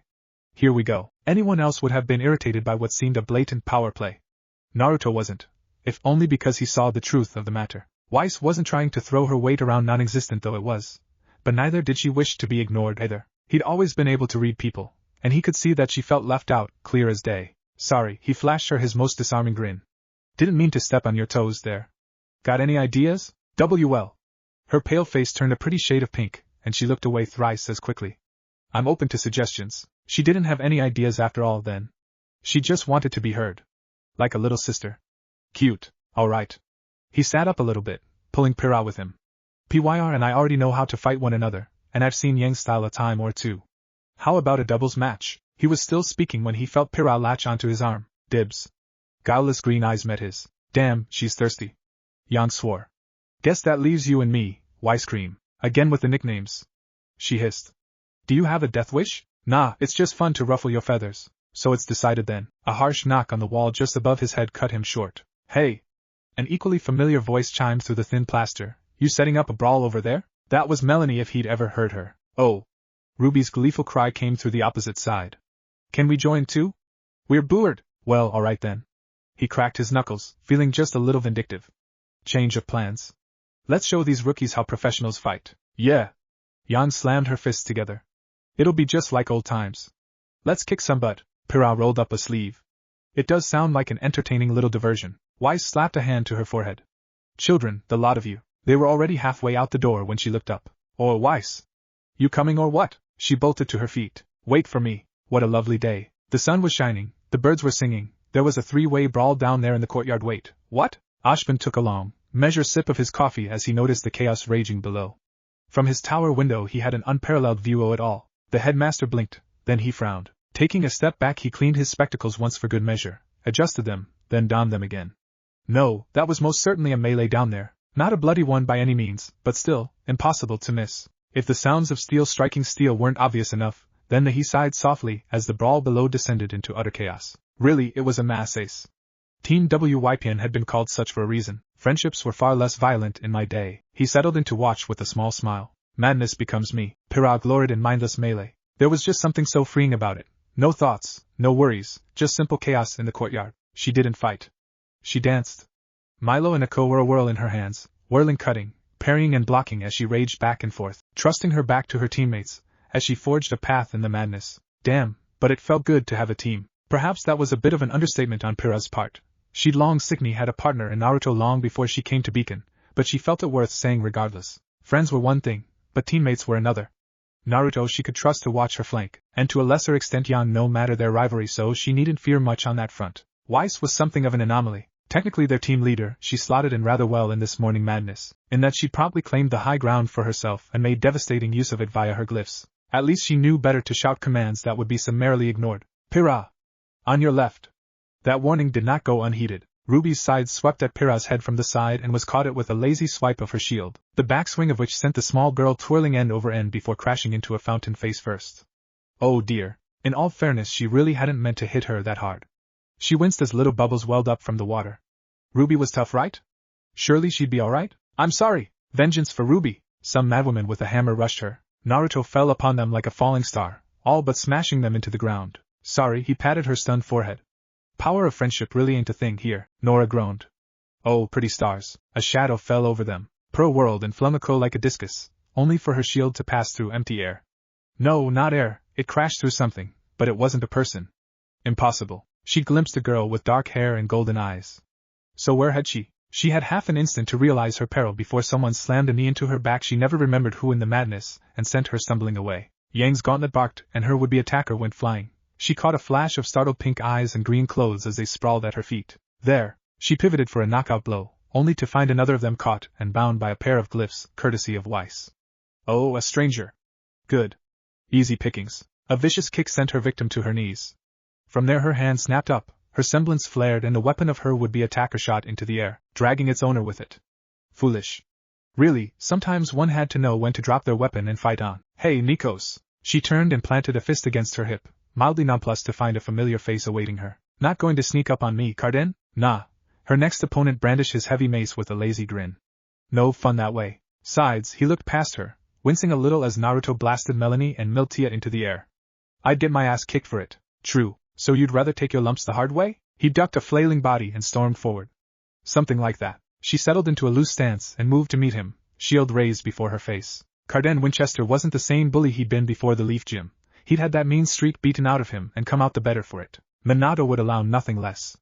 Under his tutelage, you became your best self or no, wait, he really didn't let anyone quit these days, so she supposed the point was moot. But even he had his pride. I'll get you this time. He swore. Green eyes flashed as she dove in. We'll see. Sparks flew as her spear skittered off the jagged face of his mace. Carden fought well. Honorably even. No flourishes or stupid showmanship here. He gave ground slowly, but reliably, retreating toward higher ground as she pressed him. Points for that. He knew he couldn't hope to match her in sheer speed, but then again, he didn't have to. A single swipe of that mace could shatter aura in an instant, even break bones if one wasn't careful. Unfortunately his weapon was every bit a one-trick pony. For all of his strength, it really didn't matter so long as he didn't hit you. Their weapons clashed. Pyrrha moved to sweep his legs and paused when she saw his smile. A hand reached around, ignoring the blade grating against his skin to grab her wrist. She hacked into it a snarl, but his grin only grew. With neither word nor warning, that massive mace lost the wide flanges at the edges as its bulk folded inward, gears clicking and whirling as gave birth to an entirely new weapon. Too late, she realized her mistake as she found herself staring down the barrel of a cannon. Rule number 1 of the Leaf Gym. Adapt, adapt, adapt. Carden had adapted. Gotcha. Her body moved of its own accord. Her heel soared upward and nailed him in the groin. Carden folded like a wet paper bag. Pyrrha, what the hell? I'm sorry. Her face colored. It was instinct. Pyrrha stepped over his crumpled form of her defeated adversary aside, hoping no one had seen that. Just as well, because water erupted from the fountain behind her as Ruby came up swinging and soaking wet. Silver eyes promised murder. Vengeance will be mine. Pyrrha dove to meet her, laughing. Perhaps this wouldn't be so bad after all. She moved to meet the raving Reaper, grinning from ear to ear. Do your best. In the days that followed, Team WYPN settled in rather nicely. At least Naruto believed they were. Oh, there was a bit of teething problems at first as there were in all things, but in good time the kinks began to work themselves out for the most part. Lunch proved little different. What was once meant to be a simple meal soon became a torrid affair that few would forget. 4 tables were dragged across the room crammed together for both team, 2 to each side. WYPN and RVRB sat on the right, while CRDL and JMMN on the left. It made for a mad little hour, but it was strangely wholesome all the same. Naruto rather liked it. Just about all his old friends were here, with some new ones to be boot. All sorts of juicy gossip to be had here. Today was no exception. Seriously, it's not fair. Ruby buried her head in her hands. We trained at the same gym. Accusing silver eyes narrowed upon them. Why does our team always lose to yours? Her hand slammed down on the table, all but jolting her plate. Even CRDL does better than us. Carden lazily flipped her off across the table. You're also 2 years younger than us, so. It was an old argument by now, one Naruto felt only a little chagrin for. Most teams had found their groove by now, while RVRB yet struggled. He supposed it made sense. Ruby was still struggling with the idea that she should be leader of anything, and when you had 2 recluses and a Nora on your team, well, that was a volatile combination to begin with. She'd come into her own, soon. He hoped. She had to. He had faith in her, and so he scratched the back of his head. You'll get there. Trust me, it's just a matter of cohesion. Weiss interjected, lifting her chin and preened like a proud peacock. Well, that and 2 championship fighters, push-ups, sit-ups and plenty of juice. Pyrrha chimed in. I'm not sorry. Holy crap. Jan coughed. PYR just made a joke. Is the world ending? I mean, she backtracked at her sibling's glower. Sorry sis, that's just how it is. Boo. The little Reaper whipped a piece of toast off at her sibling's head. You suck. Jan caught it with her teeth and munched happily. Weiss raised a hand as they ate. So Jon and Neo are? Together? Nora swallowed another bite of her pancakes. Oh yeah? There's a story there. Now that she mentioned it, they'd been wondering about that. Yeah, Naruto grinned around a mouthful of muffin. You and Neo. How did that happen? Keen blue eyes found Jon. Come on, spill. Who made the first move? Melanie and Miltia exchanged a knowing look. Neither. There was a silence. Why do you mean neither? His fellow blonde turned red. Well, Pyrrha leaned in on her elbows, rather curious herself. Jon looked left. Jon looked right. Jon realized all eyes were on him, and summarily, that he'd been had. His lips parted and were summarily silenced as hand came up over Jon's mouth. Firm fingers clamped down hard and held fast, holding the words at bay. He turned a baffled blink on Neo. He sulked. I can't tell them? She shook her head fiercely and lowered her hand. Blake found her voice next. She can't talk? Then how do you two? Scrolls and body language. A rueful grin tugged at Jon's mouth. Lots of body language. All eyes turned to Neo, who'd somehow managed to squirrel away another gallon of ice cream in the last 5 seconds when nobody was looking. She flashed them a thumbs up. Cardan clapped him on the back. That a boy, Cardan now? Well, Weiss stood with a frown. This has been bracing, but we have a schedule to keep and homework to do. The rest of Team WYPN blanched. Yang frowned. Are you sure we can't skip those extra lessons? Weiss bridled at that. Certainly not. No privacy these days for them. Naruto groaned. Ugh, things finally reached a head in Port's class 3 days later. Well, that was when Naruto finally noticed it, if only because Pyrrha couldn't seem to sit still. She just kept squirming. In hindsight, it was a miracle he'd missed it. She was usually so calm in class, so composed, careful, never one to let the mask fall anywhere save when they were alone. Which they hadn't been for at least 2 weeks now. Tap. Her elbow nudged his side, a desperate cry for attention. Naruto flicked a quick glance at their so-called teacher, found Port all but engrossed in one of his stories, and looked back her way again. You alright? Pyrrha didn't answer, not with proper words at least. She slid a folded note across the desk to him. He took it and unwrapped it an instant. A lone line awaited him. Rooftop tonight? Strange. Yang tried to lean over his shoulder and peek, to no avail. Not trusting himself to a note with Yang and Weiss watching, Naruto scooted a bit closer. His hip brushed hers and Pyrrha made a little noise of surprised pleasure. Her lips pursed, not quite understanding until he raised his left hand and made a quick gesture with his fingers. Training? He flicked 2 fingers back and forth, using the old code they'd concocted as children. She recognized it at once and subtly signed back, eyes gone half-lidded. Of a sort. Well, that didn't allay his suspicions. She was definitely up to something. Weiss noticed. What are you doing? She hissed. He'll notice. Naruto waved her down and sighed once more. Team? Pyrrha's pale face turned a lovely shade of red. No, her motion was stiff, almost choppy. Alone. Sure. He nodded. He didn't see the harm in it. She reached across and hooked her pinky finger in his. Remember. You promised. Yup. Naruto mirrored her smile.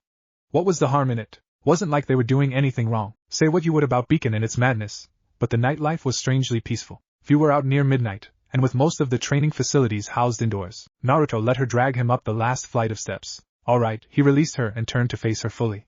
We're here. Why did you want to train on the roof? Pyrrha closed the door behind them and did something with her semblance. He knew, if only because he heard the handle click, despite lacking a lock. Alright, whatever it was, she didn't want to be disturbed. And had she wedged her shield in the latch? Alright, now she was starting to make him a little nervous. Privacy. An alarm went off in the back of his head. Naruto ignored it, not quite comprehending what she was up to. Well, he planted both hands in his pockets. We've got it now. Pyrrha gave him a strange look. We certainly do. She sauntered forward, hips swaying as she kicked off her shoes. Naruto frowned until her skirt hit him in the face. Neat, his mind chirped. Black lace. There was something new about her smile. It was tiny and shy, yet for all that, he glimpsed something new there. Something that had been simmering for the last few days now. He knew that look, or perhaps it would be better to say he recognized it. He'd seen it a time or two when she was stressed, when things weren't going her way, when he'd missed no shortage of hints. Hunger. Alright, just calm down. He collapsed his weapon and raised a hand. I know it's been a bit, but, her eyes flashed as she reached out and reeled him in. No, she was quite close now.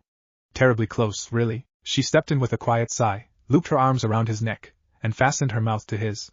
A jolt shot through Naruto. Her lips were warm and soft, tasting faintly of berries and sunshine, so much so that he found himself leaning into her embrace despite his earlier reservations. She yielded to him with a pleased hum, reaching around to guide his arms onto hers. She pulled away first. It's been so noisy these last few days. Her voice was breathy whisper as she pulled away.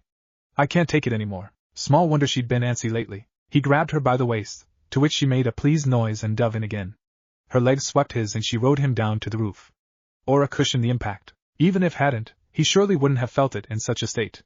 His mind had already fizzled out, and his attention was firmly elsewhere. Pyrrha sat atop his chest, legs splayed. Green eyes bored into blue. Don't move. Nimble fingers reached up with infuriating slowness, dancing across the buttons of her blouse. A tantalizing expanse of pale creamy skin greeted his eyes as her bosom was freed. Black lace there, too. There was a wild, glazed look to her green eyes now, and he all but lost himself in them. He leaned up to kiss her as her hips ground against his. She reached down, fumbling with the buttons of his jacket, and behind them, the door to the roof rattled. Pyrrha absolutely hissed. I swear, she sang with faux sweetness, if someone opens that door, I'm going to throw them off the roof. The rattling ceased and they heard footsteps retreat rapidly. It was the straw that broke the camel's back. Naruto sniggered. Pyrrha snorted, covering her mouth to hide her smile. Before long they were both hopelessly lost in laughter, doubling over as they clutched at themselves and cackled. Naruto finally subsided with a sigh. You sure about this? He drawled. This ain't something you can take back. She leaned down and kissed him again, sweetly this time, tongue tickling at his lips. Her forehead touched his, bright hair tickling his face. Does that answer your question? Yup. The hell was he waiting for again? Probably just as well too, because she lost patience with his clothes and started tearing. His buttons and most of his jacket flew away in a shred of fabric, and soon enough, his trousers joined them. He took the tie that bound her hair in recompense, and her hair spilled down over her shoulders. Touch me, she begged. No interruptions this time. His hand moved to cup her bare breasts, and she jolted, sucking air in between her teeth. Cold hands. She gasped out the words. He nearly withdrew. Sorry? She tilted her neck back, gasping softly. I didn't say stop. He leaned up to kiss her again at that, twisted his hips, and rolled. She had half an instant to cling to him before she wound up sprawled beneath him. Scarlet tresses sprawled against the ground behind her like a bloody halo, further highlighting her pale skin and striking green eyes. Chest heaving, eyes half-lidded, she gazed up at him for a long moment, and then, thank you? Naruto stilled. What? Her eyes began to water. He reached down, cupping her face. Why were you crying? Because. She sniffled and snickered in the same instant, producing a strange sound caught somewhere between a sigh and a sob. Because I'm happy. Her hands threaded with his. Thank you for fighting me that day. She laid a kiss on their interlocked fingers. Thank you for telling me to be selfish. Thank you for loving me. An awful feeling stirred in his chest. This is starting to sound like a goodbye, you know. No, her eyes flashed. Never. I just can't help myself. Sometimes I wake up and wonder if this is all dream, if it's even real. His heart skipped a beat. Of course this is real, but what if it isn't? Nope. He swatted her on the nose. All right. I won't argue. She reached up and pulled him down to her, nuzzling her nose against this. I'm so glad I met you. Thank you for saving me. Saved you? She smiled. Sounds strange, doesn't it? Still, I can't help but feel that you did. There were no more words after that. The last of their clothes fell away, and she began to move against him. Her skin was soft as satin under his hands. His palms came up under her rear and cupped it, held her fast as he only could. Neither of them knew what they were doing. Neither cared. Together, they fell into carnal bliss. All eyes on me. Pyrrha fought like a demon. Say what you would about her manners and behavior in class. When it came to a fight, she was downright vicious. No restraint. Nothing held back. She knew how to fight, and woe betide someone if they got in her way. It wasn't even that she tried to be forceful, nor was it a mean streak. Pyrrha was sweet as sugar. She'd just become a little selfish now. When she fought, she used everything she had. Today, Ruby Rose was learning or recalling that lesson the hard way in combat class. Naruto looked down from the stands and winced a little as his favorite redhead flicked her shield out to catch the little reaper on the chin. He heard the crack even from here. One didn't need the meters above to know she had lost a good fourth of her aura with that hit. Ouch. That looked painful. Not enough to stop her though. Yana sidled up beside him. Look. Ruby went spinning to the ground, but only for a moment. Scarce had she struck the mat than she bounded back up in a cloud of crimson petals. Pyrrha planted her feet and weathered them with a ko, her shield holding firm in the face of the sudden storm. Milo swept through, seeking the girl in the haze, only for the petals to part and flow around her blade. Down below, Miltia and Melanie hollered their encouragement. Kick her ass, Red. Yeah. Show her who's boss. Weiss quirked a brown of her own as Ruby materialized and locked weapons with Pyrrha. Someone's fired up this morning. Naruto coughed into a fist as Pyrrha's sword shifted to become a rifle, turning that giddy grin into a yelp of surprise. Milo barked, propelling Ruby backward with a round of gravity dust. Anyone else would have sailed right out of bounds. Not Ruby Rose. She spun and fired in reverse, Sniper propelling her back into the fray. Pyrrha met her gladly. They fell into a storm of blows that drew whistled and catcalls from those watching. They're not the only ones. Still, the goes. Really, it was amazing how far they'd come. A single late-night rendezvous turned into several. Within a few weeks, it became something of a routine for him and Pyrrha every other night. She'd inevitably build up stress as the days ground by. Together they'd burn it off at night, be it sparring with their weapons or other things. She'd never been happier. Neither had he. I know that grin. So? Yang prodded him with an elbow. How is she? Naruto kept his eyes on the fight. How is who? Don't play dumb. You were noisy last night. Really? Weiss caught on quickly with a look of absolute dismay. That was you? On the roof? Have you two no shame? Nope. Why should they? They cared for one another. He could say that with utmost certainty. Pyrrha, it wasn't that she completed him, but rather, he felt he could be himself around her. Likewise, she lowered her guard around him. No prim and proper girl here. She'd even been known to cuss a time or two. A cry of pain drew his attention back to the bout below. Ruby's aura was shaved off that much more. Think she can win? Yang followed his gaze with a grimace. Depends who you're talking about. While they looked on in quiet contemplation, Ruby hooked crescent rows around Pyrrha's shield and yanked. Something sparked in her weapon, lightning dust, and the champion recoiled as her muscles spasmed. Ruby seized the moment, using that brief lapse to wrest Pyrrha's arm down to the right, exposing her. In the same instant she levered herself up on the haft of her hulking weapon and kicked. Pyrrha's head snapped back with a crackle of aura. Her recovery was quick, but anyone could see the brief flicker of surprise in her eyes. Jon pumped a fist in the air. Go Ruby! Ruby drove after her with a holler, pressing the offensive like a berserker. Naruto contented himself with a low whistle instead. Someone upped her training. Yup. Yang smacked her lips. She's 2 years younger, after all. How else do you think she got admitted to Beacon with us? Didn't it have something to do with that dust robbery she broke up? Well, that helped. Yang all but glowed with sisterly pride. She put a lot of bad guys behind bars, all by herself. Weiss huffed. I still say she's showing off. Yan's smile slipped into a frown. Hey now. That's my sister you're talking about. Care to try your luck then? Naruto flashed a lean card. She already thrashed Jon. 100 lean on Pyrrha. Weiss winced. You're on, Yang chuckled. Heh. Easy money. Weiss swiped at her arm half-heartedly. We shall see. Naruto let them squabble and turned his gaze back to the fray. Pyrrha was undoubtedly stronger, but even he could see that Ruby was the more agile, due in no small part to her absurd semblance. It gave her that rare edge that their resident redhead lacked. Not only did it make her devilishly difficult to hit, it gave her strikes sheer momentum. It wasn't that he disliked Ruby. Far from it. She had so much potential. And yet for all that latent ability, he could already see the outcome. Naruto leaned on the rail, face dangerously close to hers. She's still going to lose. Credit where it was due, Weiss did rise to the bait. You don't know that. Listen, you. Yang planted a fist on her hip. That's my supersonic little sister down there. I practically raised her. Trust me. She's good. Really good. She winced as a cry came from the arena below. But as much as it pains me to say it, Pyrrha's been at this longer than her. Pyrrha surged forward suddenly, echoing those very words. Naruto saw the sweep coming before Ruby did, if only because he recognized the move. He was intimately familiar with her fighting style. Then again, so was Ruby. She hopped over it, and cut down with her scythe in the same instant, retaliating with a vicious overhead sweep. Twin jets opened on the back of the haft, a recent addition meant to lend her swings more staying power, flaring with a pulse of azure fire. She struck like a peal of thunder, death itself striking in a single swipe. Pyrrha saw it coming and turtled up behind her shield. The subsequent impact forced her down to a knee. Ruby grinned, at least Naruto assumed it was a grin from here. It might have been a snarl. All he saw was a gleam of pearly white teeth. She blurred into a second strike, followed by a third and a fourth, each pressing Pyrrha closer and closer to the edge of the ring. Weiss sprang to her feet. There. She's won. No. Naruto grimaced. She hasn't. Yang saw it too and winced. Bad move, sis. Weiss looked between them both, either unable or unwilling to understand. You didn't go to the same gym we did?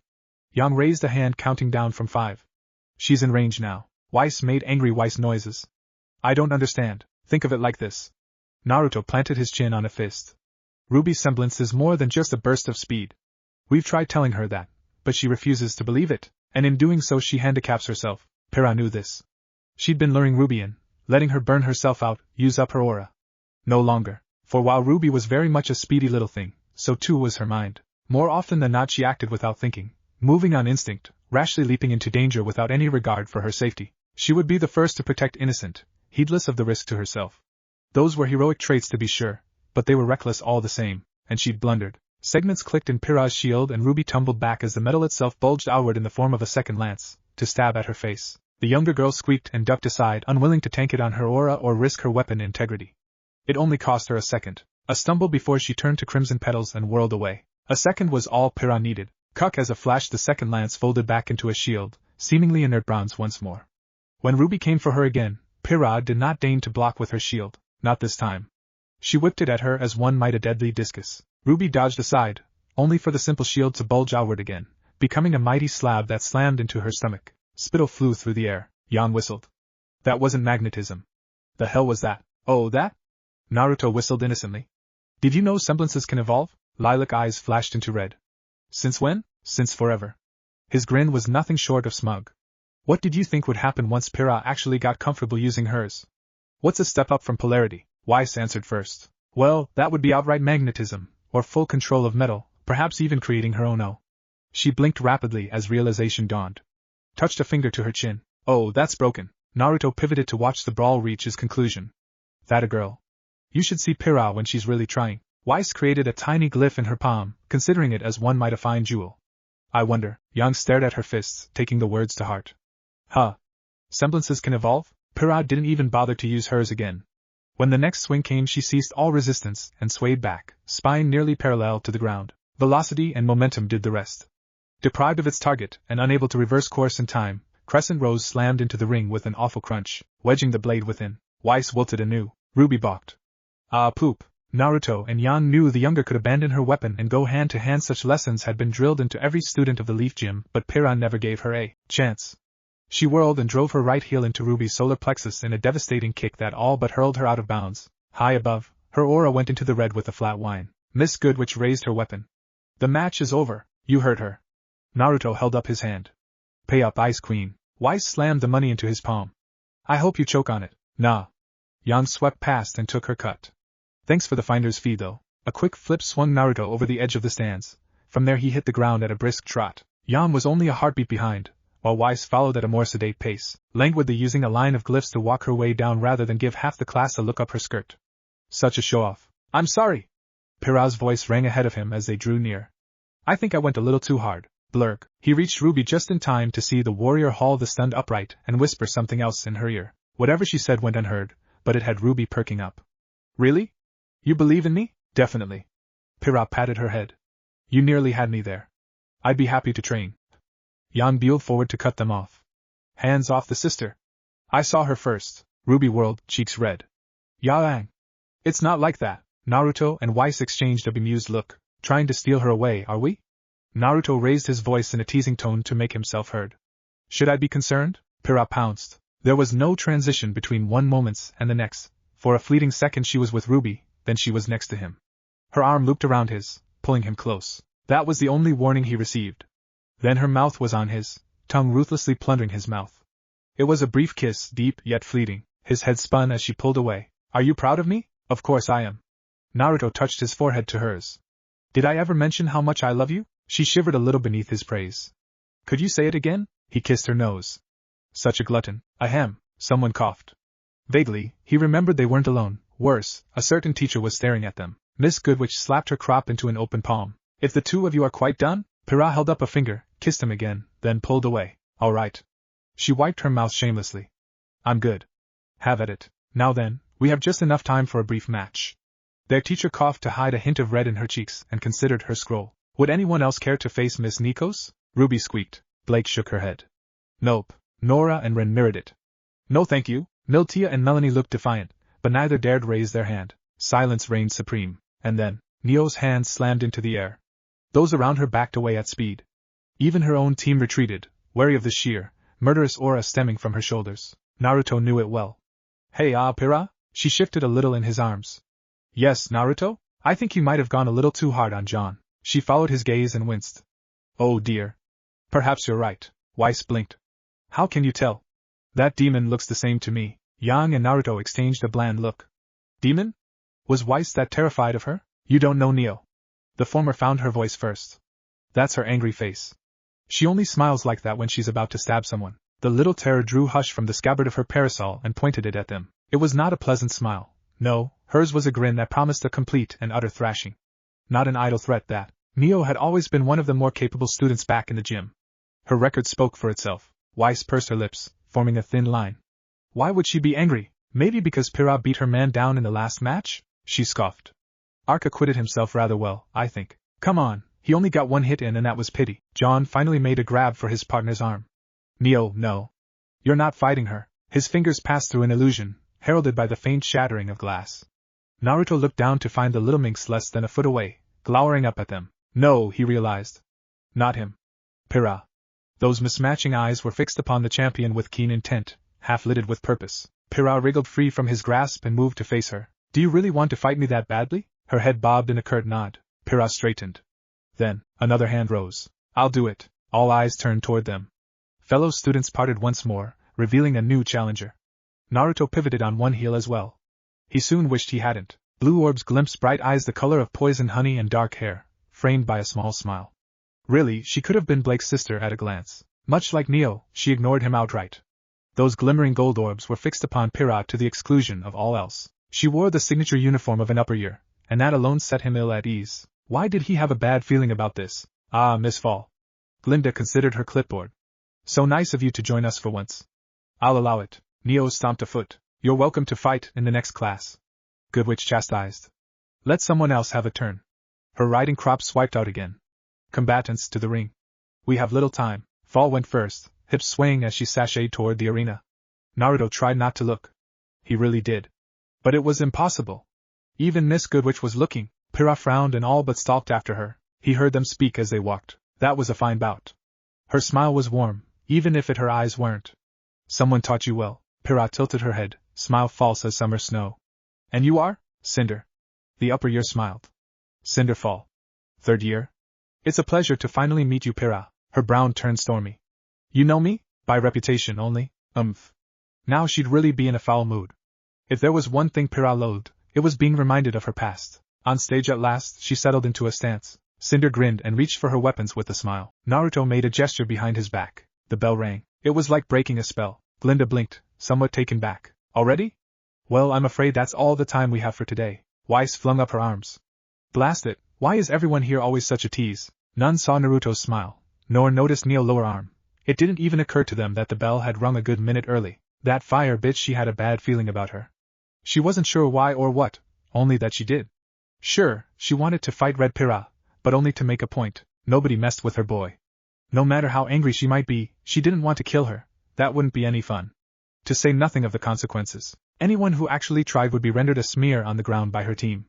Yet for a moment there, she could have sworn she'd seen murderous intent in Cinder's eyes. Perhaps she'd imagined it? Whether she hadn't or not, it changed nothing. Besides, she owed Blondie a favor. So she played a trick, a harmless use of her semblance to get Pyrrha out of her bout. Goodwitch wouldn't fall for such a trick again, not by the way she was looking at her. Busted. They both knew it. Still, she'd learned something from this. Naruto didn't want Pyrrha to fight Cinder. It wasn't Neo's place to ask why. She'd done as he asked? She had a feeling that if they ever fought, something terrible would happen. Are we sure it's her? It might not be. Minato considered the report on his desk with thinly veiled anticipation. You're certain about this? He raised his gaze to regard a less than pleased Jiraiya. These were his words, more or less. The aging sage folded both arms before his broad chest. Rin and Obito were thorough. Maybe a little too much so. After a moment's pause, he let the other shoe drop. We even sent Roman in to be sure. He got a bit more out of the poor bastard than we did. Minato grimaced. I dislike his semblance. Jiraiya mirrored it. On that, they were in agreement. So do I, but there's no denying it's useful. And he is on our side. We wouldn't have Neo without him. Fair enough. So? What's the next move? Tyrion had sang like a canary under genjutsu. That was precisely the problem. In his final moments he had revealed things. Interesting things. Worrying things. Intelligence that threatened to alter not only their plans in this world, but the very shape of Remnant itself. Someone had to look into it. I can go. Jiraiya volunteered. I'm not that rusty. No. Minato stifled a cough against his first. I'll handle it. There it was again. That faint hitch in his breath that concerned him. He tried to hide it. Really, for the most part he succeeded. But not from him. Never him. He'd known Minato since he was a boy. He knew his tells. He could see it in the bags under his skin, the way his right hand trembled just so. Are you sure, Sensei? Let me do some good while I still can. I'll be back in a few days. He reached for his cloak and mask. Be sure to keep an eye on the brats, right? Came the sigh. Although if they keep at it like that, you might have a few grandchildren in the next few years. Minato walked into a wall and bounced off with a startled grunt. For a moment, a sliver of second, his facade slipped. He almost looked alive. Grandbabies? A spark of light shone in his dull blue eyes. Kushina would love that. And now they came to the cusp of the problem. She's dead, Minato. You don't know that. His former student spoke quickly. Too quickly. We never found a body. Don't do this. Don't go chasing ghosts. Jiraiya winced at the hope in his words. You have a son, and probably a daughter-in-law, soon. Be there for them. Minato bridled. I have been. Have you? A pale brow quirked. Naruto asked for you at initiation. Who do you think's been running your gym the last year? He jerked a thumb at his chest. Me. Rin's got a little one on the way, Obito too busy fussing over her, and we haven't heard from Kakashi in a week, meaning he's probably up to something. You're needed here, and I will be. I promise. After this. I need to be sure. There was no arguing with him when he was like this. Minato tugged on his mask. Alright then, time for work. This is boring. I want some action. Action. A bored yang was a dangerous yang, Pyrrha found. Just another lesson she'd learned from the Leaf Gym. When a wild yang was bored, a wild yang got mischievous. Such mischief could manifest in any number of ways. A fit of pique, a prank, or sometimes outright disaster. One never knew. Be careful what you wish for, Miss Nikos? A voice chimed from the speaker set into the ceiling. Your father is here to see you. I repeat, Pyrrha's world shrank to a single point of existence. No! Panic bleated in her heart, threatening to undo all that she'd said, all that she'd done. Is that so? Naruto stood and snatched up his gauntlet. The dust crystals hummed to life within, all 6 of them. All right. He grinned. Let's go. A hysteric giggle burst from her. Naruto, no. You can't break his legs. Yang climbed up after him. All right. I'll bite. Always wanted to meet the asshole your dad smacked around. Weiss frowned. This sounds like a personal affair. Would you rather I stay here? She was learning, not thrusting herself into every aspect of their lives as she once had. No, you should meet him. Naruto's smile was all teeth. He makes you look tame. Weiss all but flung herself out of bed. Now this I have to see. Only then did Pyrrha realize they all had their weapons. Heh. Team WPYN was full-armed. She really did love her team. What if Naruto is Pyrrha's father Ruby? And thanks for watching my video till the end. If you enjoy this content, then do consider subscribing to my channel. And leave a like if you guys need the next part. Comment down, and thanks for watching the video, and see you guys in the next video.